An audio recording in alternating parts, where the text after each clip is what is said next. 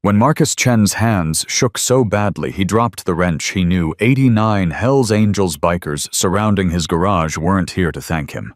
24 hours ago, he'd rebuilt the vice president's paralyzed daughter's $50,000 wheelchair without permission, called Stanford engineers fools, told Axel Morrison his baby girl had suffered for 3 years because experts wouldn't listen. Now Riley sat crying in her modified chair, rolling smoother than she had since the accident, while her father stood inches from Marcus's face. Gray eyes wet with something between rage and grief. "You saw what million-dollar specialists missed." Axel's voice cracked. "You saw my daughter when they saw a case study." His hand moved toward his leather vest, and Marcus thought, "This is how I die, for doing the right thing." Before we continue, tell us where you're watching from in the comments, and hit that subscribe button, because this story goes places you won't believe. Stay with me until the end, because what happens between this biker and this girl will restore your faith in humanity. Derek had been checking the warehouse for the 3rd time that week. The Hells Angels owned the property through a shell company, and chapter president Marcus Pitbull Reeves wanted it secured before the winter storage season. Club business. Simple. In and out. Except nothing about finding an 18-year-old woman freezing to death was simple. "Can you hear me?" Derek knelt beside the wheelchair, his leather vest creaking in the silence. Maya's eyes focused slowly, recognition taking effort. "You're one of them." "One of who?" "The bikers. I've seen you. At Murphy's Gas. You don't notice people like me." Derek's jaw tightened. She was right. He'd walked past homeless people 1,000 times in 22 years with the club, looked straight through them like they were ghosts. But something about this girl, about the wheelchair frozen to the floor, and the dignified way she held herself, even while dying, cracked something inside his chest. "How long you been here?" 4 days, maybe 5. Lost track." "When did you last eat?" Maya's laugh was bitter, almost soundless. "Why you gonna call someone social services? They're the ones who put me here." Derek stood pulling his phone from his jacket. Maya's hand shot out with surprising speed, gripping his wrist. Her fingers felt like ice. "Don't, please. I aged out of the system. I'm 18. They can't help me anymore. They won't help me anymore." "You're dying." "I know." Her voice was calm, resigned. "But I'd rather die here than go back to another Richard Foster." "Who's Richard Foster?" "Last foster guardian. Took my disability checks. All of them. 6 months' worth. When I turned 18, he kicked me out. Kept the money. Said I owed him for taking care of me." Derek's hands clenched into fists. Violence had been his language for 2 decades, but you couldn't punch hypothermia or bureaucratic cruelty. "Your wheelchair's frozen to the floor." "I noticed. You got family, anyone I can call. Dead. Car accident. 2 years ago. That's how I ended up." She gestured weakly at her legs. "Like this." Derek looked at her, really looked at her. 18 years old. Should be in college, worried about exams and boys and what to wear on Friday night. Instead, she was dying alone in a warehouse because every system designed to protect her had failed. "I'm getting you out of here." "You can't. The wheelchair won't move." Derek didn't respond. He simply bent down, worked his leather vest off, and wrapped it around Maya's shoulders. Then he gripped the wheelchair handles and pulled. The ice cracked. The wheelchair didn't budge. "It's been here too long," Maya said. "The moisture from my breath, the cold, it's all frozen together." Derek pulled again, harder. His shoulder muscles screamed in protest. The wheelchair groaned but held fast. "Stop. You'll hurt yourself." "Yeah, well, that makes 2 of us." Derek circled the chair, examining the problem. The wheels had frozen solid against the concrete moisture, creating an icy bond stronger than any lock. "I'm gonna have to carry you." "No." "Wasn't asking." "I don't know you. I can't." Derek knelt again, bringing himself to her eye level. "Listen to me real careful. My name's Derek Sullivan. People call me Reaper. I've been with the Hells Angels for 22 years. I've done things I'm not proud of, hurt people who probably deserved it, and some who didn't. But I've never in my life hurt someone who couldn't fight back, and I'm not about to start with a freezing girl in a wheelchair. Now you can trust me, or you can die here. Your choice." Maya studied his face. Hard lines, scars, eyes that had seen too much. But beneath all that something else, something that looked almost like desperation. "Why do you care?" The question hit Derek harder than any punch. Why did he care? He'd built his entire adult life on not caring on the Hells Angels code that brotherhood was everything and outsiders were problems to be avoided. But looking at Maya, he saw himself at 17 aging out of foster care with nothing but anger and nowhere to belong. "Because nobody cared about me either, and I turned into someone who hurt people. Maybe if someone had cared back then, I'd be different now. Maybe I can't fix me, but I can get you to a hospital." Maya's eyes filled with tears that froze on her eyelashes. "If you carry me, the wheelchair stays. I'll come back for it. It's all I have. Then I'll definitely come back for it." Derek slid his arms under Maya's body. She weighed nothing 90 pounds at most, her muscles atrophied from paralysis and starvation. As he lifted her, she made a small sound of pain. Sorry. Derek adjusted his grip. "Tell me if I'm hurting you." "Everything hurts. Has for a while."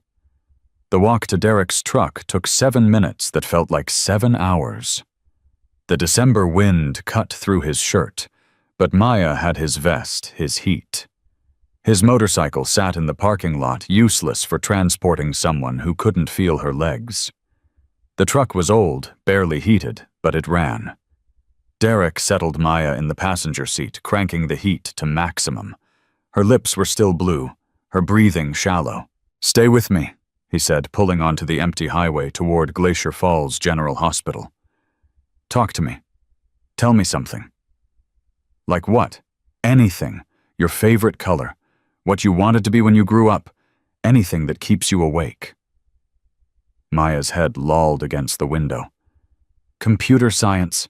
I was studying coding before." "Before what?" "Before Richard stopped paying the bills. Before the college rescinded my acceptance. Before I had no address and couldn't prove I was stable enough for financial aid." Derek's phone buzzed. Marcus Pitbull Reeves. He ignored it. "You're missing something," Maya observed. "It can wait. Club business waits for no one. That's what they say, isn't it?" Derek glanced at her. "How do you know about the club?" "I'm homeless, not stupid. I hear things, see things. The Hells Angels run half of Glacier Falls. Everyone knows." The phone buzzed again. Then again. "You should answer," Maya said. "You should stay awake." "I'm trying, but I'm so tired." Fear spiked through Derek's chest. He'd seen hypothermia in Afghanistan during his military service before the club.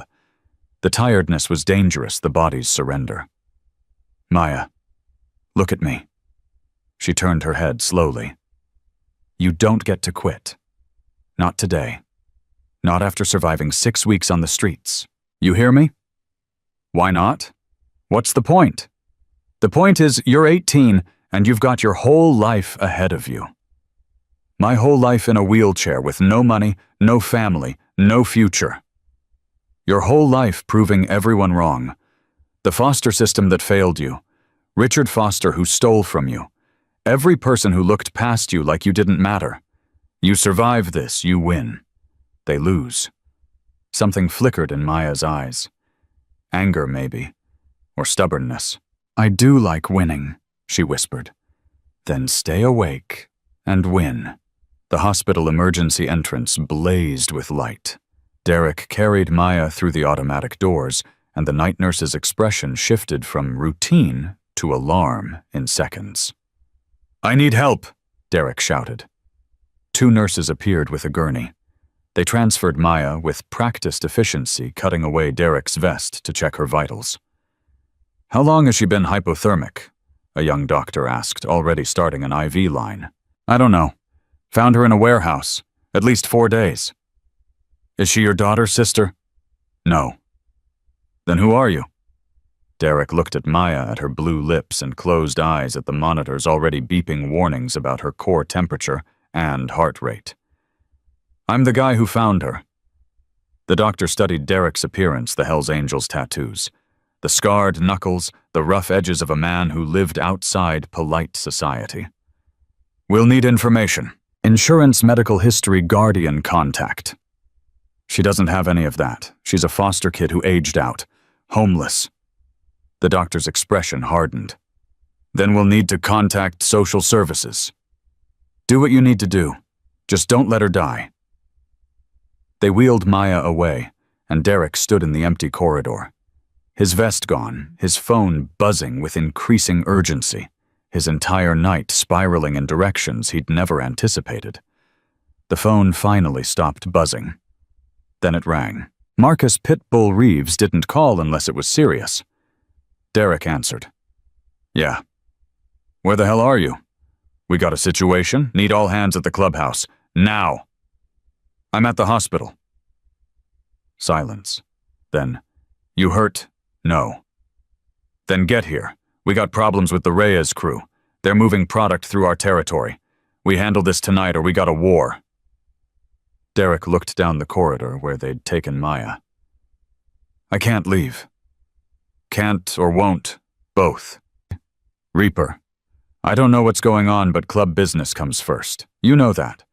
We all agreed to that. I found a girl dying in the warehouse. 18 years old, paralyzed, been starving for days. I brought her here. I'm not leaving until I know she's okay." The silence stretched longer. "You brought some random girl to the hospital?" "Yeah." "And you're choosing her over a club meeting?" "Yeah." "You know what that means?" Derek did know. The Hells Angels operated on absolute loyalty, brotherhood above everything.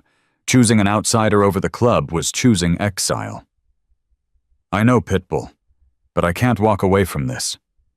"Can't or won't. Does it matter?" Marcus exhaled slowly. "Been knowing you 22 years, Reaper. Never seen you hesitate on club business. Not once. This girl must be something special. She's dying alone. That's all she is. Get your head straight. We'll handle the Reyes situation tonight. But tomorrow you and me were having a conversation about priorities. You understand?" "I understand." The call ended. Derek slumped into a waiting room chair, exhaustion hitting him like a freight train. His phone buzzed again. Text from Tommy Rodriguez, his closest friend in the club. "What the hell are you doing?" Derek didn't respond. He couldn't explain what he didn't understand himself. "Mr. Sullivan." The doctor approached her expression carefully neutral. "Maya is stable. Her core temperature is rising, and we've started treatment for severe dehydration and malnutrition. She's going to survive." Relief flooded through Derek's chest. "Can I see her?" "In a few minutes, but I need to ask you some questions. Maya's medical history shows she was in foster care. She has no listed guardian, no emergency contacts, and she's been without her prescribed medications for at least 6 weeks. What medications? Muscle relaxants for spasticity related to her spinal cord injury, pain management, antibiotics for recurrent urinary tract infections common with paralysis. None of this is cheap, and without insurance or Medicaid, the costs are substantial." "How substantial?" "Her care tonight alone will run about $15,000. Long-term, she'll need physical therapy, proper wheelchair equipment, ongoing medical supervision. We're talking hundreds of thousands annually." Derek's legitimate income from the motorcycle repair shop he ran, as a front, brought in maybe $40,000 a year. The club activities brought in more, but that money came with strings attached. What happens if she can't pay? Hospital writes it off. Maya gets sent to a county facility until social services can place her somewhere. At 18, her options are limited. Most likely outcome is a group home for disabled adults. That's it. That's what happens to her. The doctor's expression softened. Mr. Sullivan, I've been doing this for 15 years. The system is overwhelmed. Maya fell through the cracks, and unfortunately she's not the first, and won't be the last. The best thing you can do is let professionals handle her case. The professionals put her in that warehouse. I understand your frustration, but you have to be realistic about what you can offer. Do you have medical training resources for long-term care, legal guardianship rights? No. Then let us contact social services. They'll find placement for her. Derek looked at the doctor, seeing the same resignation he'd seen in Maya's eyes. The acceptance that some people just got dealt bad hands, and there was nothing to be done about it. I want to see her first. Maya's hospital room was small, sterile, filled with the quiet beeping of monitors. She lay in the bed, IV lines running into her arms, her dark hair spread across the pillow. Her eyes opened when Derek entered. You came back. Said I would. People say lots of things. Maya's voice was stronger, less slurred. The warmth and fluids were working. Doesn't mean they do them. Derek pulled a chair beside her bed. How you feeling? Like I got hit by a truck, but alive, which is weird. Weird how I'd accepted dying, made peace with it. Then you showed up and ruined everything. Derek couldn't tell if she was joking. Sorry for saving your life. I didn't ask you to. I know. Maya studied him carefully. The doctor said you refused to leave, said you chose me over some important meeting. Wasn't that important? Liar. I heard her on the phone. Something about the Reyes crew and territory disputes. That's important. That's the kind of thing people get hurt over. How do you know about the Reyes crew? I told you. I'm homeless, not stupid. I know who runs what in this town. I know the Hells Angels and the Reyes crew have been circling each other for months. I know tonight was probably some kind of showdown, and you chose to stay here instead. Derek shifted uncomfortably. It's handled. Is it? Or did you just piss off your entire club for someone you don't even know? Probably both. Why? The question again. The one Derek couldn't answer. He looked at Maya, 18 and alone, and fighting for survival with the same fierce determination he'd once had before the world had beaten it out of him. Because I was you once. Different circumstances, but same result. Nobody gave a damn. I joined the military to escape, then the club, because I still didn't know how to belong anywhere. Spent 22 years being exactly what people expected from a foster kid with anger issues and nowhere to go. Maybe I can't fix my life, but I can make sure yours turns out different. Maya's eyes filled with tears. You don't know me. Don't have to. Knowing you're worth saving is enough. What if I'm not? What if I'm just another broken thing that can't be fixed? Then we'll be broken together. Doesn't seem so bad. A nurse entered with medication, breaking the moment. Derek stood to leave. Wait, Maya said. Your vest. They cut it. I'm sorry. Derek looked at the ruined leather in the corner, the Hells Angels patch slashed down the middle. 22 years of brotherhood of belonging reduced to cut fabric. It's just a vest. It's not. I know what it means. I know what you gave up. I didn't give up anything. I made a choice. What happens now? Now you rest. Tomorrow we figure out next steps. I don't have next steps. I have nothing. Derek reached the door, paused. You have me, for whatever that's worth. Why? Why do you keep saying that? Because somebody should have said it to me 25 years ago. Maybe if they had, I wouldn't have spent my entire adult life trying to prove I didn't need anybody. After Derek left, Maya stared at the ceiling, processing everything. The biker who'd saved her life was either the best person she'd ever met or the most dangerous. She couldn't tell which, her phone miraculously still working despite everything buzzed with a notification. Email from the Montana Department of Social Services. Subject Case Review. Maya Chen. She opened it with trembling hands. Dear Ms. Chen, our records indicate you have aged out of state custody as of your 18th birthday. All benefits, housing assistance, and medical coverage have been terminated. If you require further assistance, please contact our Adult Services Division. However, please note that as a legal adult, you are now responsible for your own care and housing arrangements. Maya deleted the email. Then she cried for the first time in 6 weeks, great shuddering sobs that hurt her chest and made the monitors beep warnings that brought nurses running. But she wasn't crying from sadness. She was crying from relief. From the impossible reality that someone had chosen her when she'd been completely worthless in the eyes of every system designed to help. Derek sat in his truck in the hospital parking lot, staring at his phone. 15 messages from club members, 3 voicemails from Marcus, 1 text from Tommy. Meeting went bad. Rhea's crew pushed back. 2 of ours in hospital.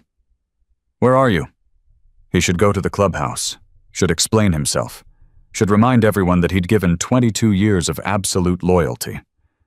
Instead, Derek called his insurance agent. Steve, it's Derek Sullivan. Reaper, it's 3 in the morning. I need to know about my health insurance. Can I add a dependent? Silence. Then, you got a kid I don't know about. Something like that? How does it work? Well, for a spouse or a biological child, it's straightforward. For anyone else, you'd need legal guardianship or adoption papers. Why, just asking. Reaper, you trying to ensure some random person is fraud. I can't help you with that. What if she wasn't random? What if I was her legal guardian? Could I be? Steve exhaled slowly. That's complicated. You'd need to petition the court. Prove you can provide stable housing and income pass background checks. For someone your age with your history, it's unlikely they'd approve guardianship of an 18-year-old woman. Looks questionable. Even if she's got nowhere else to go. Even then, system doesn't care about good intentions. They care about optics and regulations. Derek ended the call and rested his forehead against the steering wheel. Every path forward required resources, legitimacy, or connections he didn't have. The club was his power, his protection, his identity. But the club's rules didn't allow for complications like Maya. His phone rang. Marcus Pitbull Reeves. Yeah.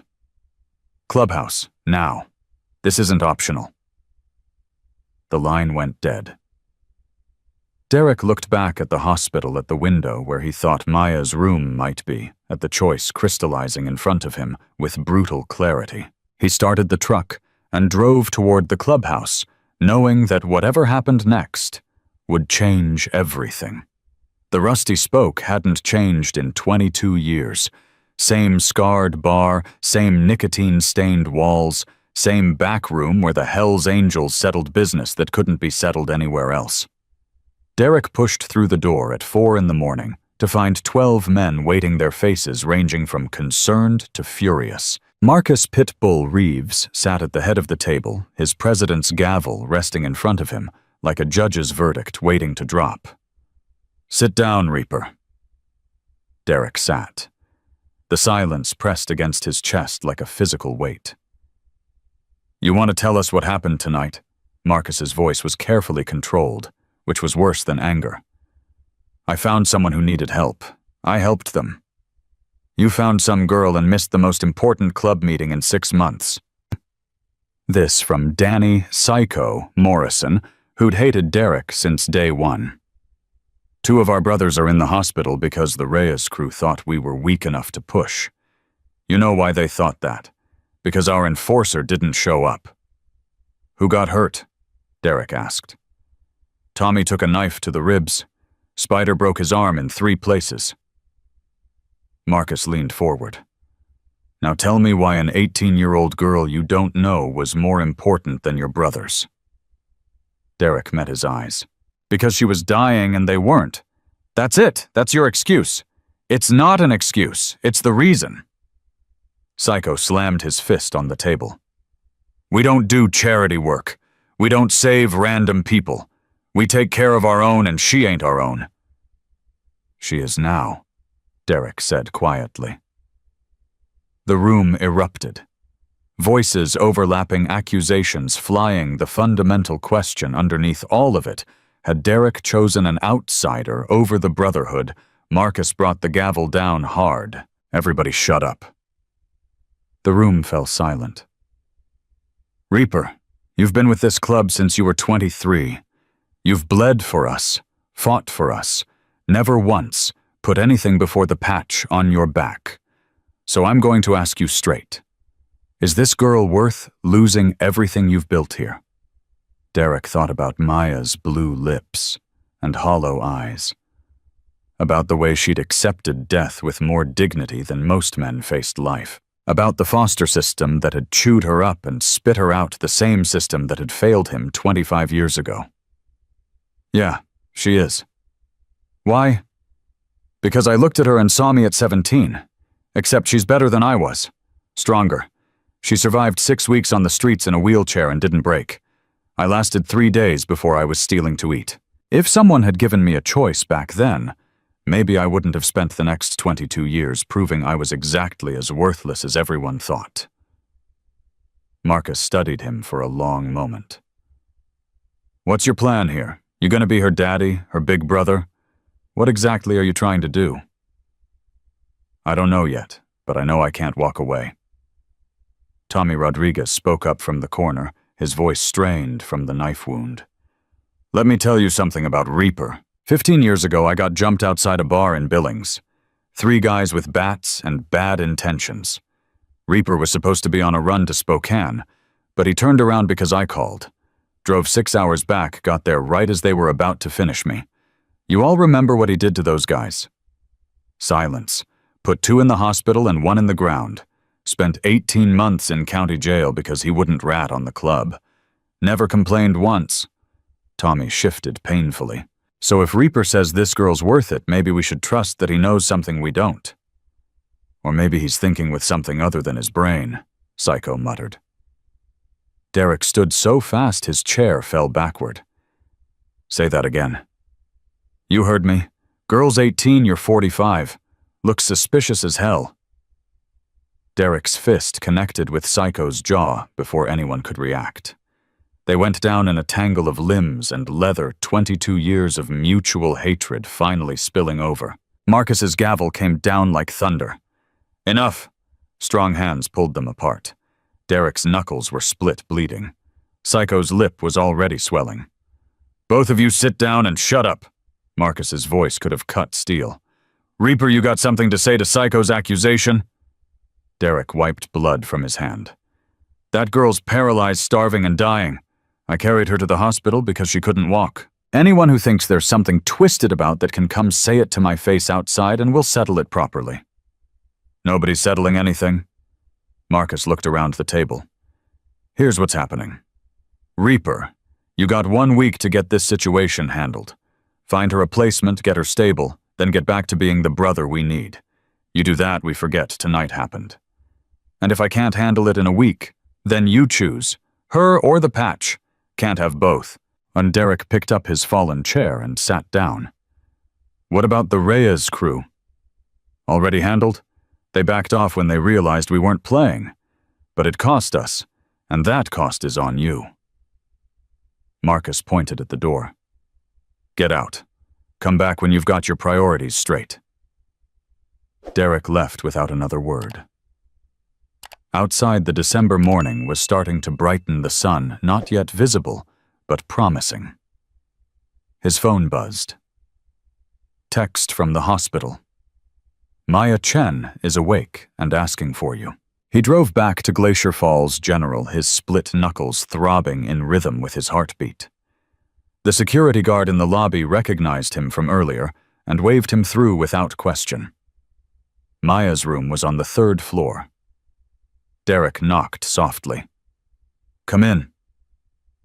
She was sitting up in bed, looking stronger than she had 6 hours ago.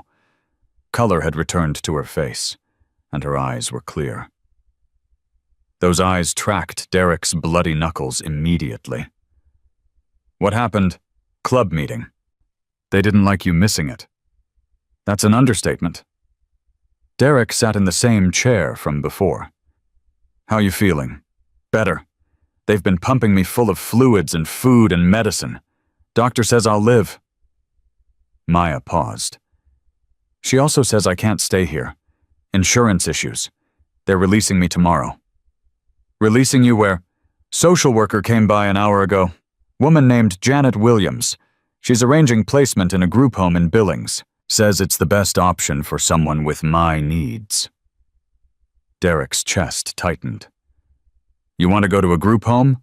Want and can are different things. I don't have choices. Everyone's got choices. Really, what are mine? I'm 18, paralyzed, broke, and homeless. The group home gives me a bed, meals, and access to benefits. It's not great, but it's surviving. Surviving's not living. Maya's laugh was sharp. You sound like a greeting card. I've been surviving my whole life. 2 years in a wheelchair, 6 different foster homes, parents who loved me but died anyway. Surviving is what I'm good at. You deserve better than good enough. Says the man who just got in a fight with his brothers over me. Maya's voice hardened. I heard you on the phone earlier, asking about insurance, guardianship, legal stuff. You can't save me, Derek. I'm not a project you can fix to make yourself feel better about your past. The words hit like bullets. Derek stood, walked to the window, looked out at the parking lot where his truck sat next to family sedans and minivans. You're right. I can't save you, but I can help you save yourself. There's a difference. Is there? Because from where I'm sitting, you're trying to rescue someone you don't know for reasons you can't explain. That's not help, that's guilt. Derek turned to face her. What do you want, Maya? If you could have anything, what would it be? She didn't hesitate. I want to go back to school. I want to finish my computer science degree. I want to build programs that help people like me navigate systems that don't give a damn about us. I want a job, an apartment, a life that's mine. But wanting doesn't make it real. Why not? Because college costs money I don't have. Because disability benefits barely cover food, let alone tuition. Because the last time I tried to enroll, they rescinded my acceptance when they found out I was homeless. The system doesn't work for people like me. It works against us. Derek pulled out his phone, did a quick search. Montana State University has a disability services program. Full accommodations, accessible campus financial aid for students with disabilities. I already looked. The application deadline was October. It's December. So we call them. Explain the circumstances. They don't care about circumstances. They care about deadlines and regulations and things that look good on paper. I don't look good on paper. Then we make you look good on paper. Maya's frustration boiled over. Stop it. Stop acting like you can fix this with phone calls and good intentions. I've met people like you before. People who swoop in and make promises and disappear when things get complicated. And things always get complicated. I'm not going anywhere. You will. Everyone does. Not everyone. Not me. Why? Maya's voice cracked.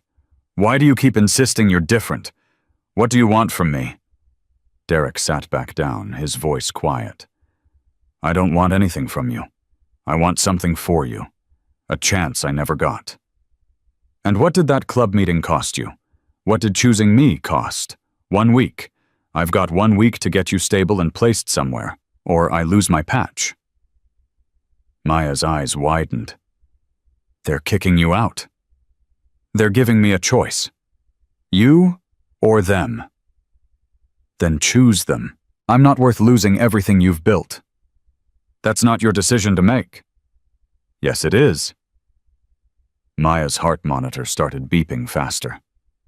You've been with the Hells Angels for 22 years. That's your family, your identity, everything you know. I'm a stranger you found in a warehouse.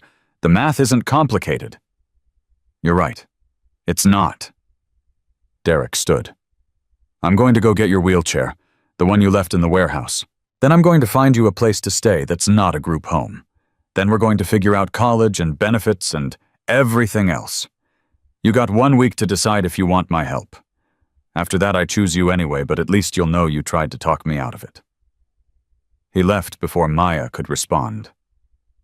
In the hallway, his phone rang. Unknown number. Yeah, Mr. Sullivan. This is Janet Williams from Social Services. I understand you brought Maya Chen to the hospital last night. That's right. I need to ask you some questions about your relationship with Ms. Chen. Derek's stomach dropped. What kind of questions? The kind that determine whether I need to file a report with law enforcement. An 18-year-old disabled woman found by a 45-year-old man with a criminal record raises certain concerns. Concerns about what? About the nature of your interest in Ms. Chen. About whether her situation is being exploited. I found her dying and took her to a hospital. That's called being a decent human being. I understand your perspective, Mr. Sullivan, but you have to understand mine. I've been doing this job for 12 years. I've seen every kind of situation, and not all of them are what they appear to be. Derek forced himself to stay calm. What do you need from me? I need you to stay away from Maya. No visits, no contact, no involvement in her case. We'll handle her placement through proper channels. She doesn't want to go to a group home. What Ms. Chen wants, and what's best for her, aren't always the same thing. She needs professional care, stable housing, and appropriate supervision. You can't provide any of that.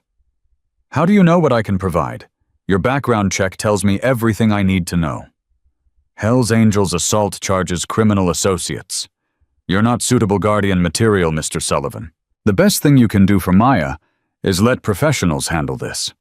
The line went dead. Derek stood in the hospital corridor, his week-long deadline suddenly feeling like an impossible deadline. He couldn't be Maya's guardian, couldn't legally help her, couldn't even visit without raising suspicion. His phone buzzed. Text from Tommy Reyes' crew made another move. We need you. Another text, this one from Maya Janet Williams, just called me. Said you're not allowed to contact me anymore. Thanks for trying. Derek walked to the hospital chapel, an empty room with uncomfortable chairs and stained glass that let in colored morning light. He hadn't prayed since his mother's funeral 28 years ago. Didn't really remember how. But he sat in that empty room and thought about choices and consequences, and the girl upstairs who'd decided surviving was enough because no one had ever shown her she deserved more. His phone rang again. Marcus. Yeah. Rhea's crew hit one of our storage units. Cleared it out, left a message that said we're weak. I need you here, brother. Need everyone here. I can't. Can't or won't. Pitbull. I'm asking you for 1 week. That's all. 1 week to help this girl, then I'm back full time. And if the club falls apart in that week, if we lose territory, lose respect, lose everything we've built, then I'll help rebuild it. That's not how this works, Reaper. You're either all in or you're out. No middle ground. Derek closed his eyes. Then I guess I'm out. The silence on the other end was deafening. Finally, Marcus spoke, his voice heavy. You sure about this? No, but I'm doing it anyway. Turn in your patch by Friday. After that, you're not a brother anymore. You're just some guy we used to know. The call ended. Derek sat in the chapel for another 10 minutes, processing the magnitude of what he'd just done. 22 years of brotherhood gone. His entire identity surrendered. For a girl who didn't want his help, and a social worker who thought he was a predator. Upstairs, Maya stared at the ceiling and tried to make sense of the past 12 hours. A biker had saved her life, fought his club for her, and was now banned from seeing her by the very system he'd tried to help her navigate. The irony wasn't lost on her. The one person who'd helped her in 6 weeks was being punished for it. Janet Williams appeared in the doorway, clipboard in hand. "Maya, we need to discuss your placement options." "The group home in Billings. It's the best option given your circumstances. Fully accessible medical staff, on-site 3 meals a day. You'll share a room with one other resident, but you'll have privacy curtains." "When do I go?" "Transport's arranged for tomorrow morning." "Is there anything you need to bring?" Maya looked around the hospital room at the few possessions she owned. "Just my wheelchair. It's still at the warehouse." "We'll get you a new one. Standard issue through Medicaid." "I want mine." Janet's expression softened slightly. "Maya, I understand attachment to personal items, but we have to be practical. The warehouse is private property, and frankly, retrieving your old wheelchair is complicated." "It's all I have from before." "Before what? Before everything fell apart. My parents bought that wheelchair. It's the last thing they gave me." Janet made a note on her clipboard. "I'll see what I can do. In the meantime, try to rest. Tomorrow's a big transition." After she left, Maya reached for her phone. Against every instinct telling her to protect herself, she typed a message to Derek. "My wheelchair. The one in the warehouse. My parents bought it 2 years ago, right before they died. I know Janet said you can't contact me, but if you can get it, I'd appreciate it." She hit send before she could change her mind. Derek was driving back to the warehouse when the text came through. He pulled over, read it twice, then made a U-turn. The warehouse looked different in daylight, less threatening, more abandoned. The door he'd crashed through last night hung slightly ajar. Inside, Maya's wheelchair sat exactly where he'd left it, still frozen to the concrete floor. Derek spent 45 minutes carefully chipping away the ice, preserving every component. The wheelchair was old, but well-maintained. Its frame customized with padding and adjustments that spoke of parents who'd cared deeply about their daughter's comfort. He loaded it into his truck bed, covering it with a tarp to protect it from road salt and weather. Then he drove to his cabin, the same cabin Marcus had told him to use for getting his priorities straight. The place was exactly as he'd left it that morning. Empty, cold, designed for a man who lived alone and liked it that way. Derek looked around, seeing it through Maya's eyes. No accessibility, no accommodations, nothing that would make life easier for someone in a wheelchair. He spent the rest of the day installing ramps, widening doorways, and converting his spare room into something that might work. The physical labor helped him avoid thinking about what he'd just given up. By evening, he'd transformed his cabin into something approaching accessible. Not perfect, but functional. He took photos, sent them to Maya with a simple message. "Got your wheelchair. If the group home doesn't work out, there's another option." Maya's response came 2 hours later. "Janet says I can't stay with you. Legal issues." Derek typed back. "Not asking you to stay with me. Asking you to know you have choices." No response. Derek sat on his porch as darkness fell. His phone silent, his future uncertain. He'd gambled everything on a girl who didn't trust him, and a system actively working against both of them. Somewhere in Glacier Falls, Maya lay in her hospital bed, staring at photos of a cabin she'd never see, and trying to understand why a stranger kept insisting she was worth the trouble. And in the back room of the Rusty Spoke, Marcus Pitbull Reeves called an emergency meeting to discuss what to do about a brother who'd chosen an outsider over the patch. The vote was unanimous. Derek Sullivan was officially out. The transport van arrived at 6 in the morning. Maya watched through her hospital window as 2 orderlies loaded a standard-issue wheelchair into the back, the kind with institutional gray padding and wheels that squeaked. Nothing like the custom chair her parents had saved for months to buy. Janet Williams appeared in the doorway with discharge papers. Ready? Do I have a choice? You always have choices, Maya. This one just happens to be the best available option. Maya signed the papers without reading them. What was the point? The group home in Billings was 60 miles from Glacier Falls, 60 miles from the only person who'd helped her in 6 weeks, 60 miles from whatever strange connection had formed between her and a biker she barely knew. Her phone buzzed. Text from Derek. Don't get in that van. She deleted it immediately. Janet was watching. Problem? No, just deleting spam. The orderlies came for her, transferring her from the hospital bed to the institutional wheelchair with practiced efficiency. The vinyl was cold against her skin. The footrests didn't adjust properly. Her parents' chair had been perfect, molded to her body through 2 years of daily use. Where's my personal wheelchair? Maya asked. Janet consulted her clipboard. We weren't able to retrieve it. Property access issues. But Medicaid will provide a replacement once you're settled. I don't want a replacement. I want mine. Sometimes we have to accept what's available rather than what we prefer. Maya's hands clenched on the armrests. Everything in her life had been about accepting what was available.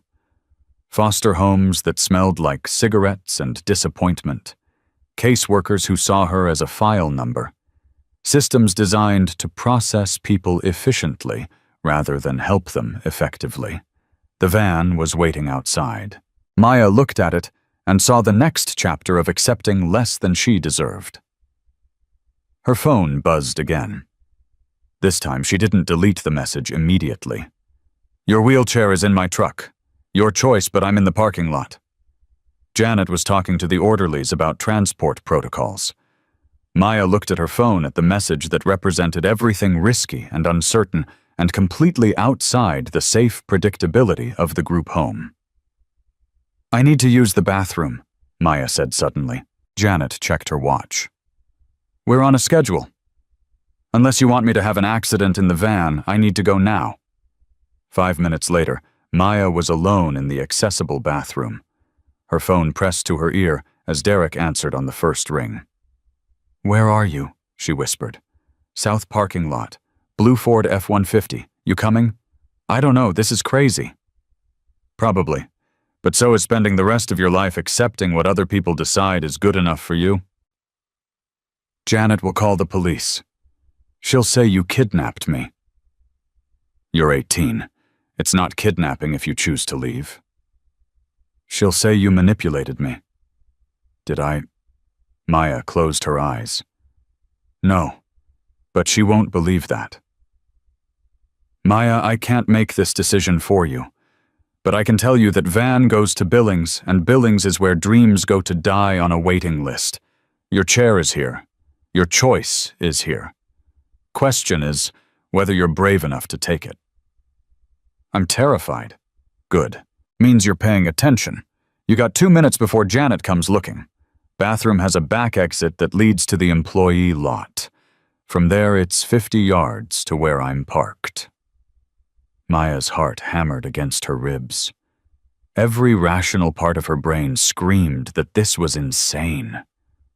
Running away with a Hell's Angel she'd known for less than 24 hours, abandoning the security of the group home, risking everything on a man who'd already lost his entire brotherhood for her. But the alternative was that institutional wheelchair and a shared room in Billings, and the slow suffocation of a life decided by other people's convenience. I'm coming. Maya hung up and wheeled herself to the back exit. The employee lot was exactly where Derek said it would be. The blue Ford was idling near the far corner.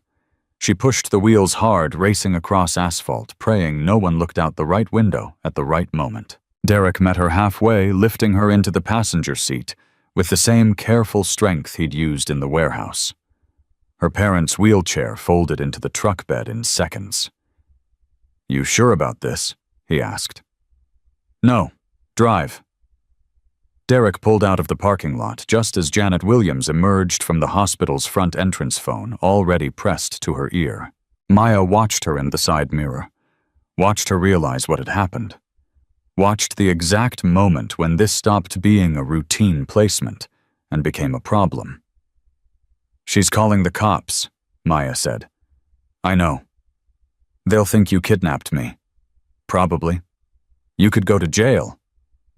Won't be my first time." Derek merged onto the highway, heading away from Billings, away from the group home, away from every safe and sensible option. "You hungry?" The question was so unexpected that Maya almost laughed. "Starving." "Good. There's a diner 20 miles from here. Best pancakes in Montana. We'll get you fed, then figure out next steps." "What next steps? Were fugitives?" "We're two people having breakfast. Big difference." Maya's phone exploded with calls and texts. Janet Williams, the hospital numbers she didn't recognize. She turned it off completely. "Smart," Derek said. "They'll track the GPS if it's on." "How do you know that?" 22 years running from various authorities teaches you a few things. The diner appeared exactly when Derek promised a weathered building off Highway 89 that looked like it had been serving travelers since the 1950s.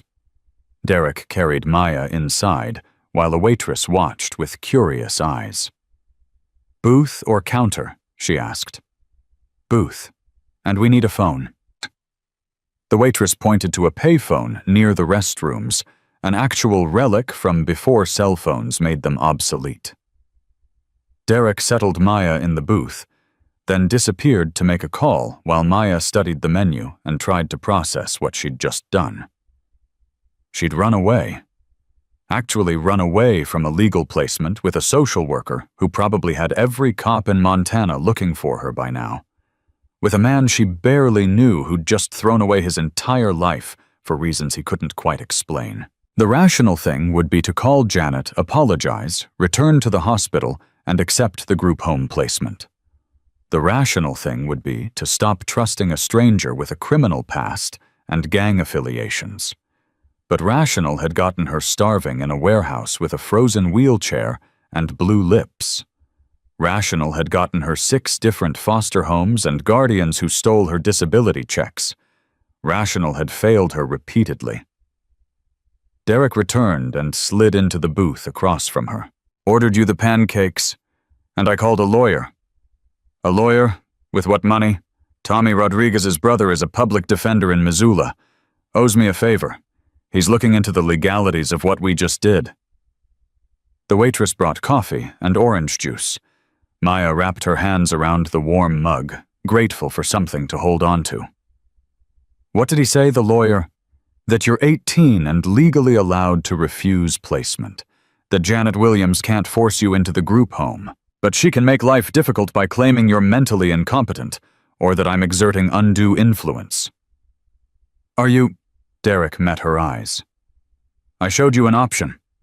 You made a choice. That's not influence. That's freedom." "Freedom doesn't pay bills or put a roof over my head." "No, but I can help with that." "How you just lost your income from the club. You lost everything." "I've got the motorcycle repair shop. It's legitimate, brings in enough to cover rent and food. And I've got the cabin. It's yours if you want it." Maya's throat tightened. "Why are you doing this?" "Because nobody did it for me. And because you remind me that there's a difference between surviving and living." The pancakes arrived, and Maya ate with the focused intensity of someone who'd gone too long without proper nutrition.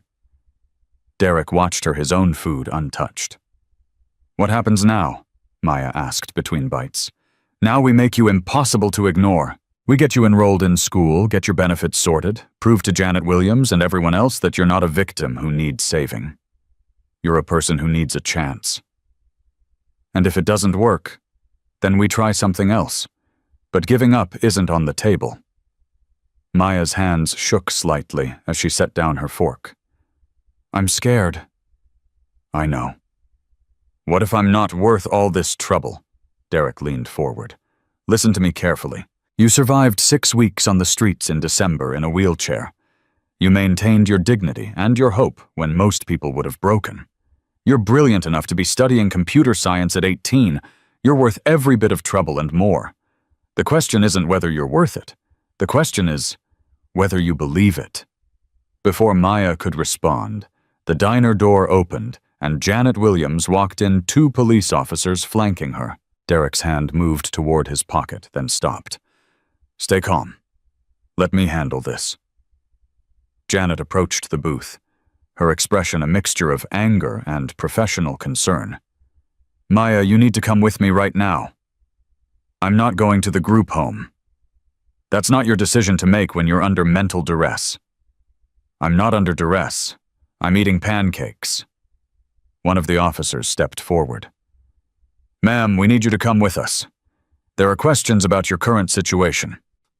Derek stood slowly, hands visible and non-threatening. Officers, Maya is 18 years old and legally entitled to refuse placement. Check with your department's legal counsel if you don't believe me. And you are? The second officer asked. Derek Sullivan. I found Maya dying in a warehouse 3 days ago and took her to the hospital. Now I'm buying her breakfast. That's not a crime. Social Services has concerns about the nature of your relationship with Ms. Chen. Social Services can have all the concerns they want. Doesn't change the fact that Maya's an adult who can make her own choices. Janet's voice was sharp. She's vulnerable and disabled. The law provides protections for people in her situation. Maya's hands clenched on the table. I'm sitting right here. Maybe ask me what I want, instead of talking about me like I'm not capable of answering. The diner had gone silent. Other patrons watched the drama unfold with the fascination of people who'd stumbled into better entertainment than they'd expected with their morning coffee. Janet sat down across from Maya, her voice softening. Maya, I know you're scared. I know the group home isn't ideal, but this man is a stranger with a criminal record and gang affiliations. You don't know what his real intentions are. His intentions were to keep me from freezing to death. That's more than the foster system ever did. That's not fair. Fair, Maya's voice rose. You want to talk about fair? Richard Foster stole 6 months of disability checks and you people did nothing. I spent 6 weeks starving because I aged out and nobody cared. Derek found me and helped me when every professional in the system had already given up. Don't tell me what's fair. The first officer shifted uncomfortably. Ms. Chen, we're just trying to make sure you're safe. I'm safer now than I've been in 6 weeks. But you don't know this man. I know he gave up everything to help someone he didn't have to help. I know he fought his entire club for me. I know he's the only person who's treated me like I matter. That's enough. Janet pulled out paperwork. I have a court order for psychiatric evaluation. The hospital psychiatrist believes you may be suffering from Stockholm Syndrome or trauma bonding. Derek's jaw tightened. Stockholm Syndrome requires captivity. Maya chose to leave the hospital. Big difference. She chose under your influence. She chose under her own free will. You want to drag her to a psychiatric ward and prove she's incompetent, go ahead. But you better be prepared for the lawsuit that follows when she demonstrates she's perfectly capable of making decisions. The second officer spoke quietly to Janet. Ma'am, without evidence of immediate danger or legal incompetence, we can't forcibly remove her. She's an adult. She's vulnerable. Being vulnerable doesn't remove her legal rights. Janet's face flushed with frustration. Fine. Maya, I'm formally documenting that you refused protective services and chose to remain with an individual of questionable character. When this situation deteriorates, and don't expect the state to rescue you again. She stood and walked out, the officers following. The diner remained silent for another moment, then gradually conversation resumed. Maya realized her entire body was shaking. Derek sat back down across from her. You okay? I just told off a social worker and 2 cops. You did good. Stood up for yourself. I'm terrified. Yeah, but you did it scared. That's called courage. Maya's phone, which she'd turned back on to record the confrontation, as evidence buzzed with a new message. Unknown number. This is Tommy Rodriguez, Derek's friend. My brother says you need to file paperwork immediately establishing yourself as independent and competent. Can you get to Missoula today? Derek read over her shoulder. Tommy's solid. If he's offering help, take it. Missoula is 2 hours away. Then we better get driving. But as they stood to leave, the diner door opened again. This time it was Marcus Pitbull Reeves, flanked by 3 Hells Angels members. The energy in the room shifted immediately, other patrons suddenly very interested in their food. Marcus approached the booth slowly. Reaper. I'm not Reaper anymore. You made that clear. Still need to talk. Derek positioned himself between Marcus and Maya. About what? About the fact that you just made the club look weak by choosing some girl over Brotherhood. About the fact that Rhea's crew is using your defection as proof we're falling apart. About the fact that Tommy got jumped last night because they think we can't protect our own anymore. Derek's fists clenched. Tommy, okay. Broken ribs concussion. He'll live. But this is on you. I didn't ask Reyes to jump him. You created the opening they exploited. Marcus glanced at Maya. This her, the one worth destroying everything for. Maya met his eyes despite her fear. I didn't ask him to destroy anything. I didn't ask for any of this. No, you just accepted it. Took a man's entire life and let him throw it away. That was his choice, not mine. You could have said no. Could have gone to the group home like you were supposed to. Derek's voice was low and dangerous. Pitbull, you got something to say to me, say it. Leave her out of this. Marcus studied them both, his expression unreadable. Club voted last night. Unanimous decision. You turn in your patch by Friday, or we come collect it. Your choice.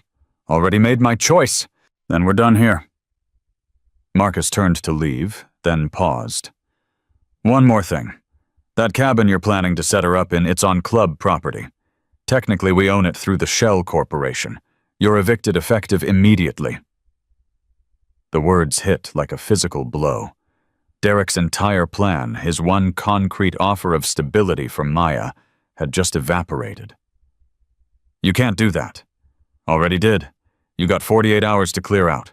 After that, we changed the locks. Marcus and his crew left. Maya and Derek sat in stunned silence. The cabin was supposed to be accessible, Maya said quietly. You spent all day yesterday making it work for me. I'll figure something else out. With what money you just lost your home? Derek's phone rang. Tommy Rodriguez, his voice strained with pain. Brother, I heard what Pitbull just did. That's cold even for him. How bad are you hurt?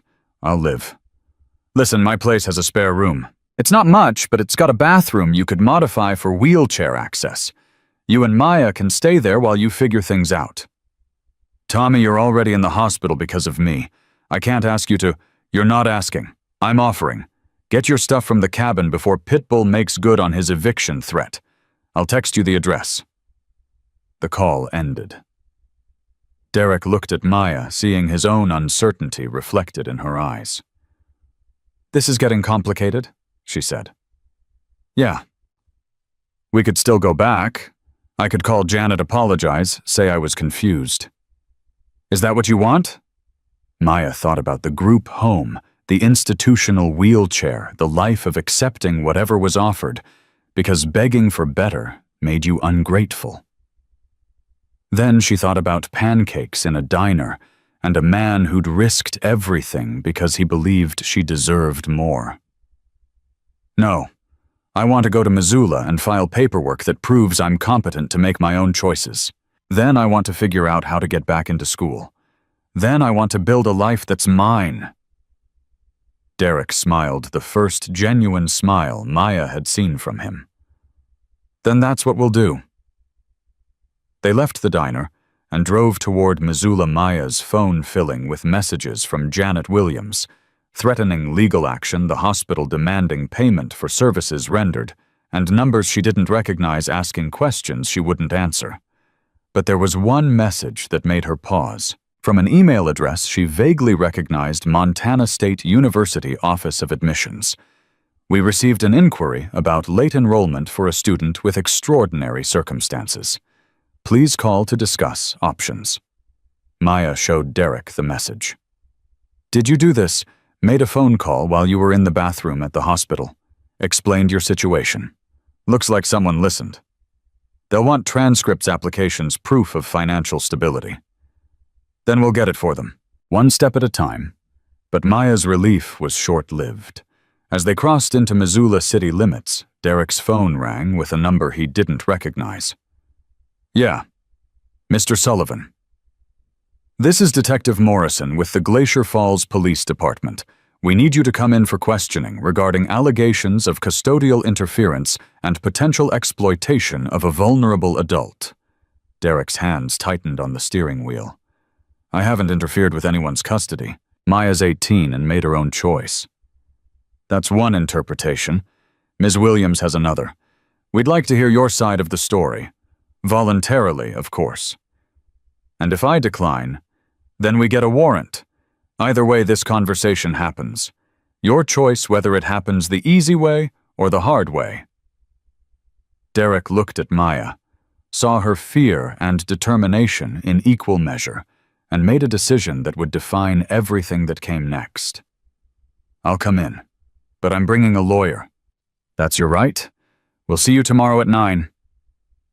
The call ended. Maya's voice was small. They think you kidnapped me. I know. This is my fault. This is the system's fault for making it impossible to help someone without it looking like exploitation. They pulled up to Tommy Rodriguez's apartment complex, a modest building on the edge of Missoula.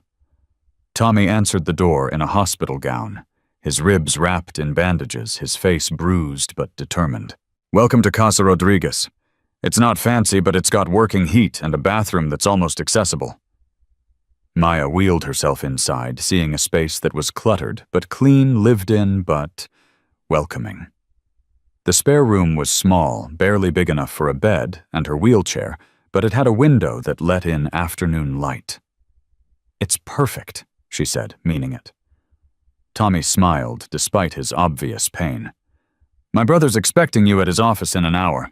He's got paperwork ready to file, establishing Maya's independence and competency. Also got some contacts at MSU who might help with the enrollment situation. Derek helped Maya transfer from her wheelchair to the spare bed, then followed Tommy to the kitchen where they could talk privately. This is going to get worse before it gets better, Tommy said. The club's pissed the cops are involved. Social services is building a case. You sure this girl's worth it? Derek looked through the doorway at Maya, who was already on her phone researching legal precedents for age of majority independence cases, her brilliant mind attacking problems with the same intensity she'd survived 6 weeks on the streets. Yeah, she's worth it. Then you better lawyer up good, because they're coming for you hard. In the spare bedroom, Maya typed a message to Janet Williams. I'm safe. I'm competent. I'm making my own choices. You don't have to agree, but you have to accept it. Then she opened her laptop and began filling out the Montana State University application, each typed word a small rebellion against every person who'd decided her potential didn't matter as much as their convenience.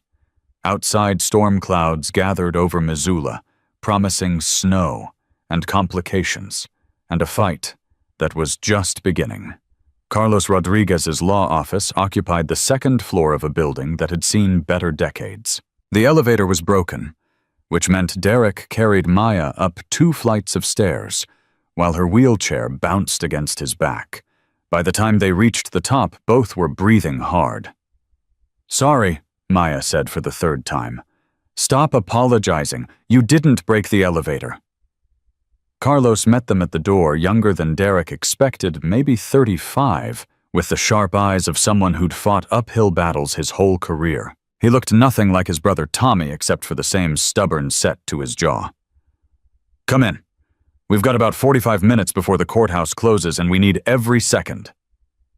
Derek settled Maya in a chair across from Carlos's cluttered desk. Legal books stacked everywhere, case files threatening to avalanche coffee cups in various stages of abandonment. "Tommy filled me in on the basics," Carlos said, pulling up documents on his computer. 18-year-old, aged out of foster care, refused group home placement, now being accused of incompetence by social services. "That about right?" "Pretty much," Maya said. "Except they're also saying Derek manipulated me." "Did he?" "No." "Can you prove it?" Maya's hands tightened on her armrests. "How do you prove someone didn't manipulate you? How do you prove your own thoughts are your own?" "By demonstrating clear decision-making capacity and consistent behavior patterns. We file for immediate emancipation hearing, get you declared legally independent, removes any question of competency. But Maya, you need to understand what you're walking into. Janet Williams is building a case that you're vulnerable and need state protection. She'll bring hospital psychiatrists your medical records showing paralysis and prior trauma, everything that makes you look like someone who can't care for herself." "I've been caring for myself for 6 weeks. "Yeah, and you almost died. That's not exactly a strong argument for independence." Derek leaned forward. "What do we need to make this work? Evidence of stability, housing income, educational enrollment support system. Right now, Maya's got none of that. She's crashing in Tommy's spare room with no job, no school, no clear plan. Court sees that and agrees with social services." Maya's phone buzzed. Phone. "Email from Montana State University. We've reviewed your inquiry regarding late enrollment. Given your circumstances, we're willing to waive application deadlines pending review of transcripts and a personal interview. Please respond within 48 hours to schedule." She showed Carlos the email. "Is this enough proof I'm pursuing education?" "It's a start, but you need more. You need to show the court you're not just surviving, you're building a sustainable life. With what resources, I've got $300 in disability back pay that Richard Foster didn't steal. That's it." Carlos typed rapidly, pulling up information. "Montana has a program for disabled adults pursuing higher education, covers tuition, housing, stipend, accessibility equipment. You'd qualify, but the application process takes months." "I don't have months. The court hearing is when? I can get us on the docket for next week if we file today. But that means you've got 7 days to prove you're competent and stable." Derek's phone rang. Detective Morrison. He let it go to voicemail. Carlos noticed. "You avoiding the cops? They want me for questioning. Think I exploited Maya." "Did you? I found her dying and helped her. That's it. Doesn't matter what you did. Matters what they can prove. And a 45-year-old ex-con with a teenage girl he met 3 days ago, that's going to look bad no matter how innocent it actually is. So what do? Answer their questions with me present. Be completely honest. Hope they see the truth instead of what they're expecting to see." Maya interrupted. "This is insane. We're treating Derek like a criminal because he helped me. The actual criminal, Richard Foster, is walking around free after stealing my money." Carlos pulled up another screen. "About that, I did some checking. Richard Foster has a history. 4 previous foster kids, 3 filed complaints about financial abuse, all cases dismissed due to lack of evidence. He's careful. Can we go after him? Not without proof. And even with proof, recovery of stolen benefits is complicated. The system's not designed to help victims. It's designed to process cases efficiently." Maya slammed her hand on the desk, surprising everyone, including herself. "Then what's the point? What's the point of any of this if the people who hurt me get away with it, and the people who help me get punished?" "The point," Carlos said quietly, "is that you're still alive. And alive means you can fight. Maybe you don't win every battle, but you keep fighting until something breaks in your favor." Derek's phone rang again. This time he answered. Yeah, Mr. Sullivan. This is Rachel Kim from Montana State University Office of Disability Services. I received a very unusual call about a prospective student in extraordinary circumstances. Is Maya Chen available? Derek put the phone on speaker. She's here. Ms. Chen, I understand you're interested in enrolling for the spring semester, despite missing our application deadline. Maya's voice was cautious.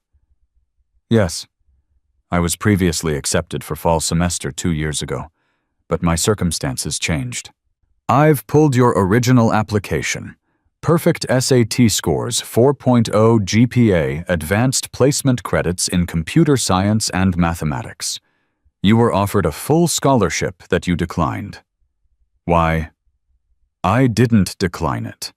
My foster guardian at the time told the university I was withdrawing due to medical issues.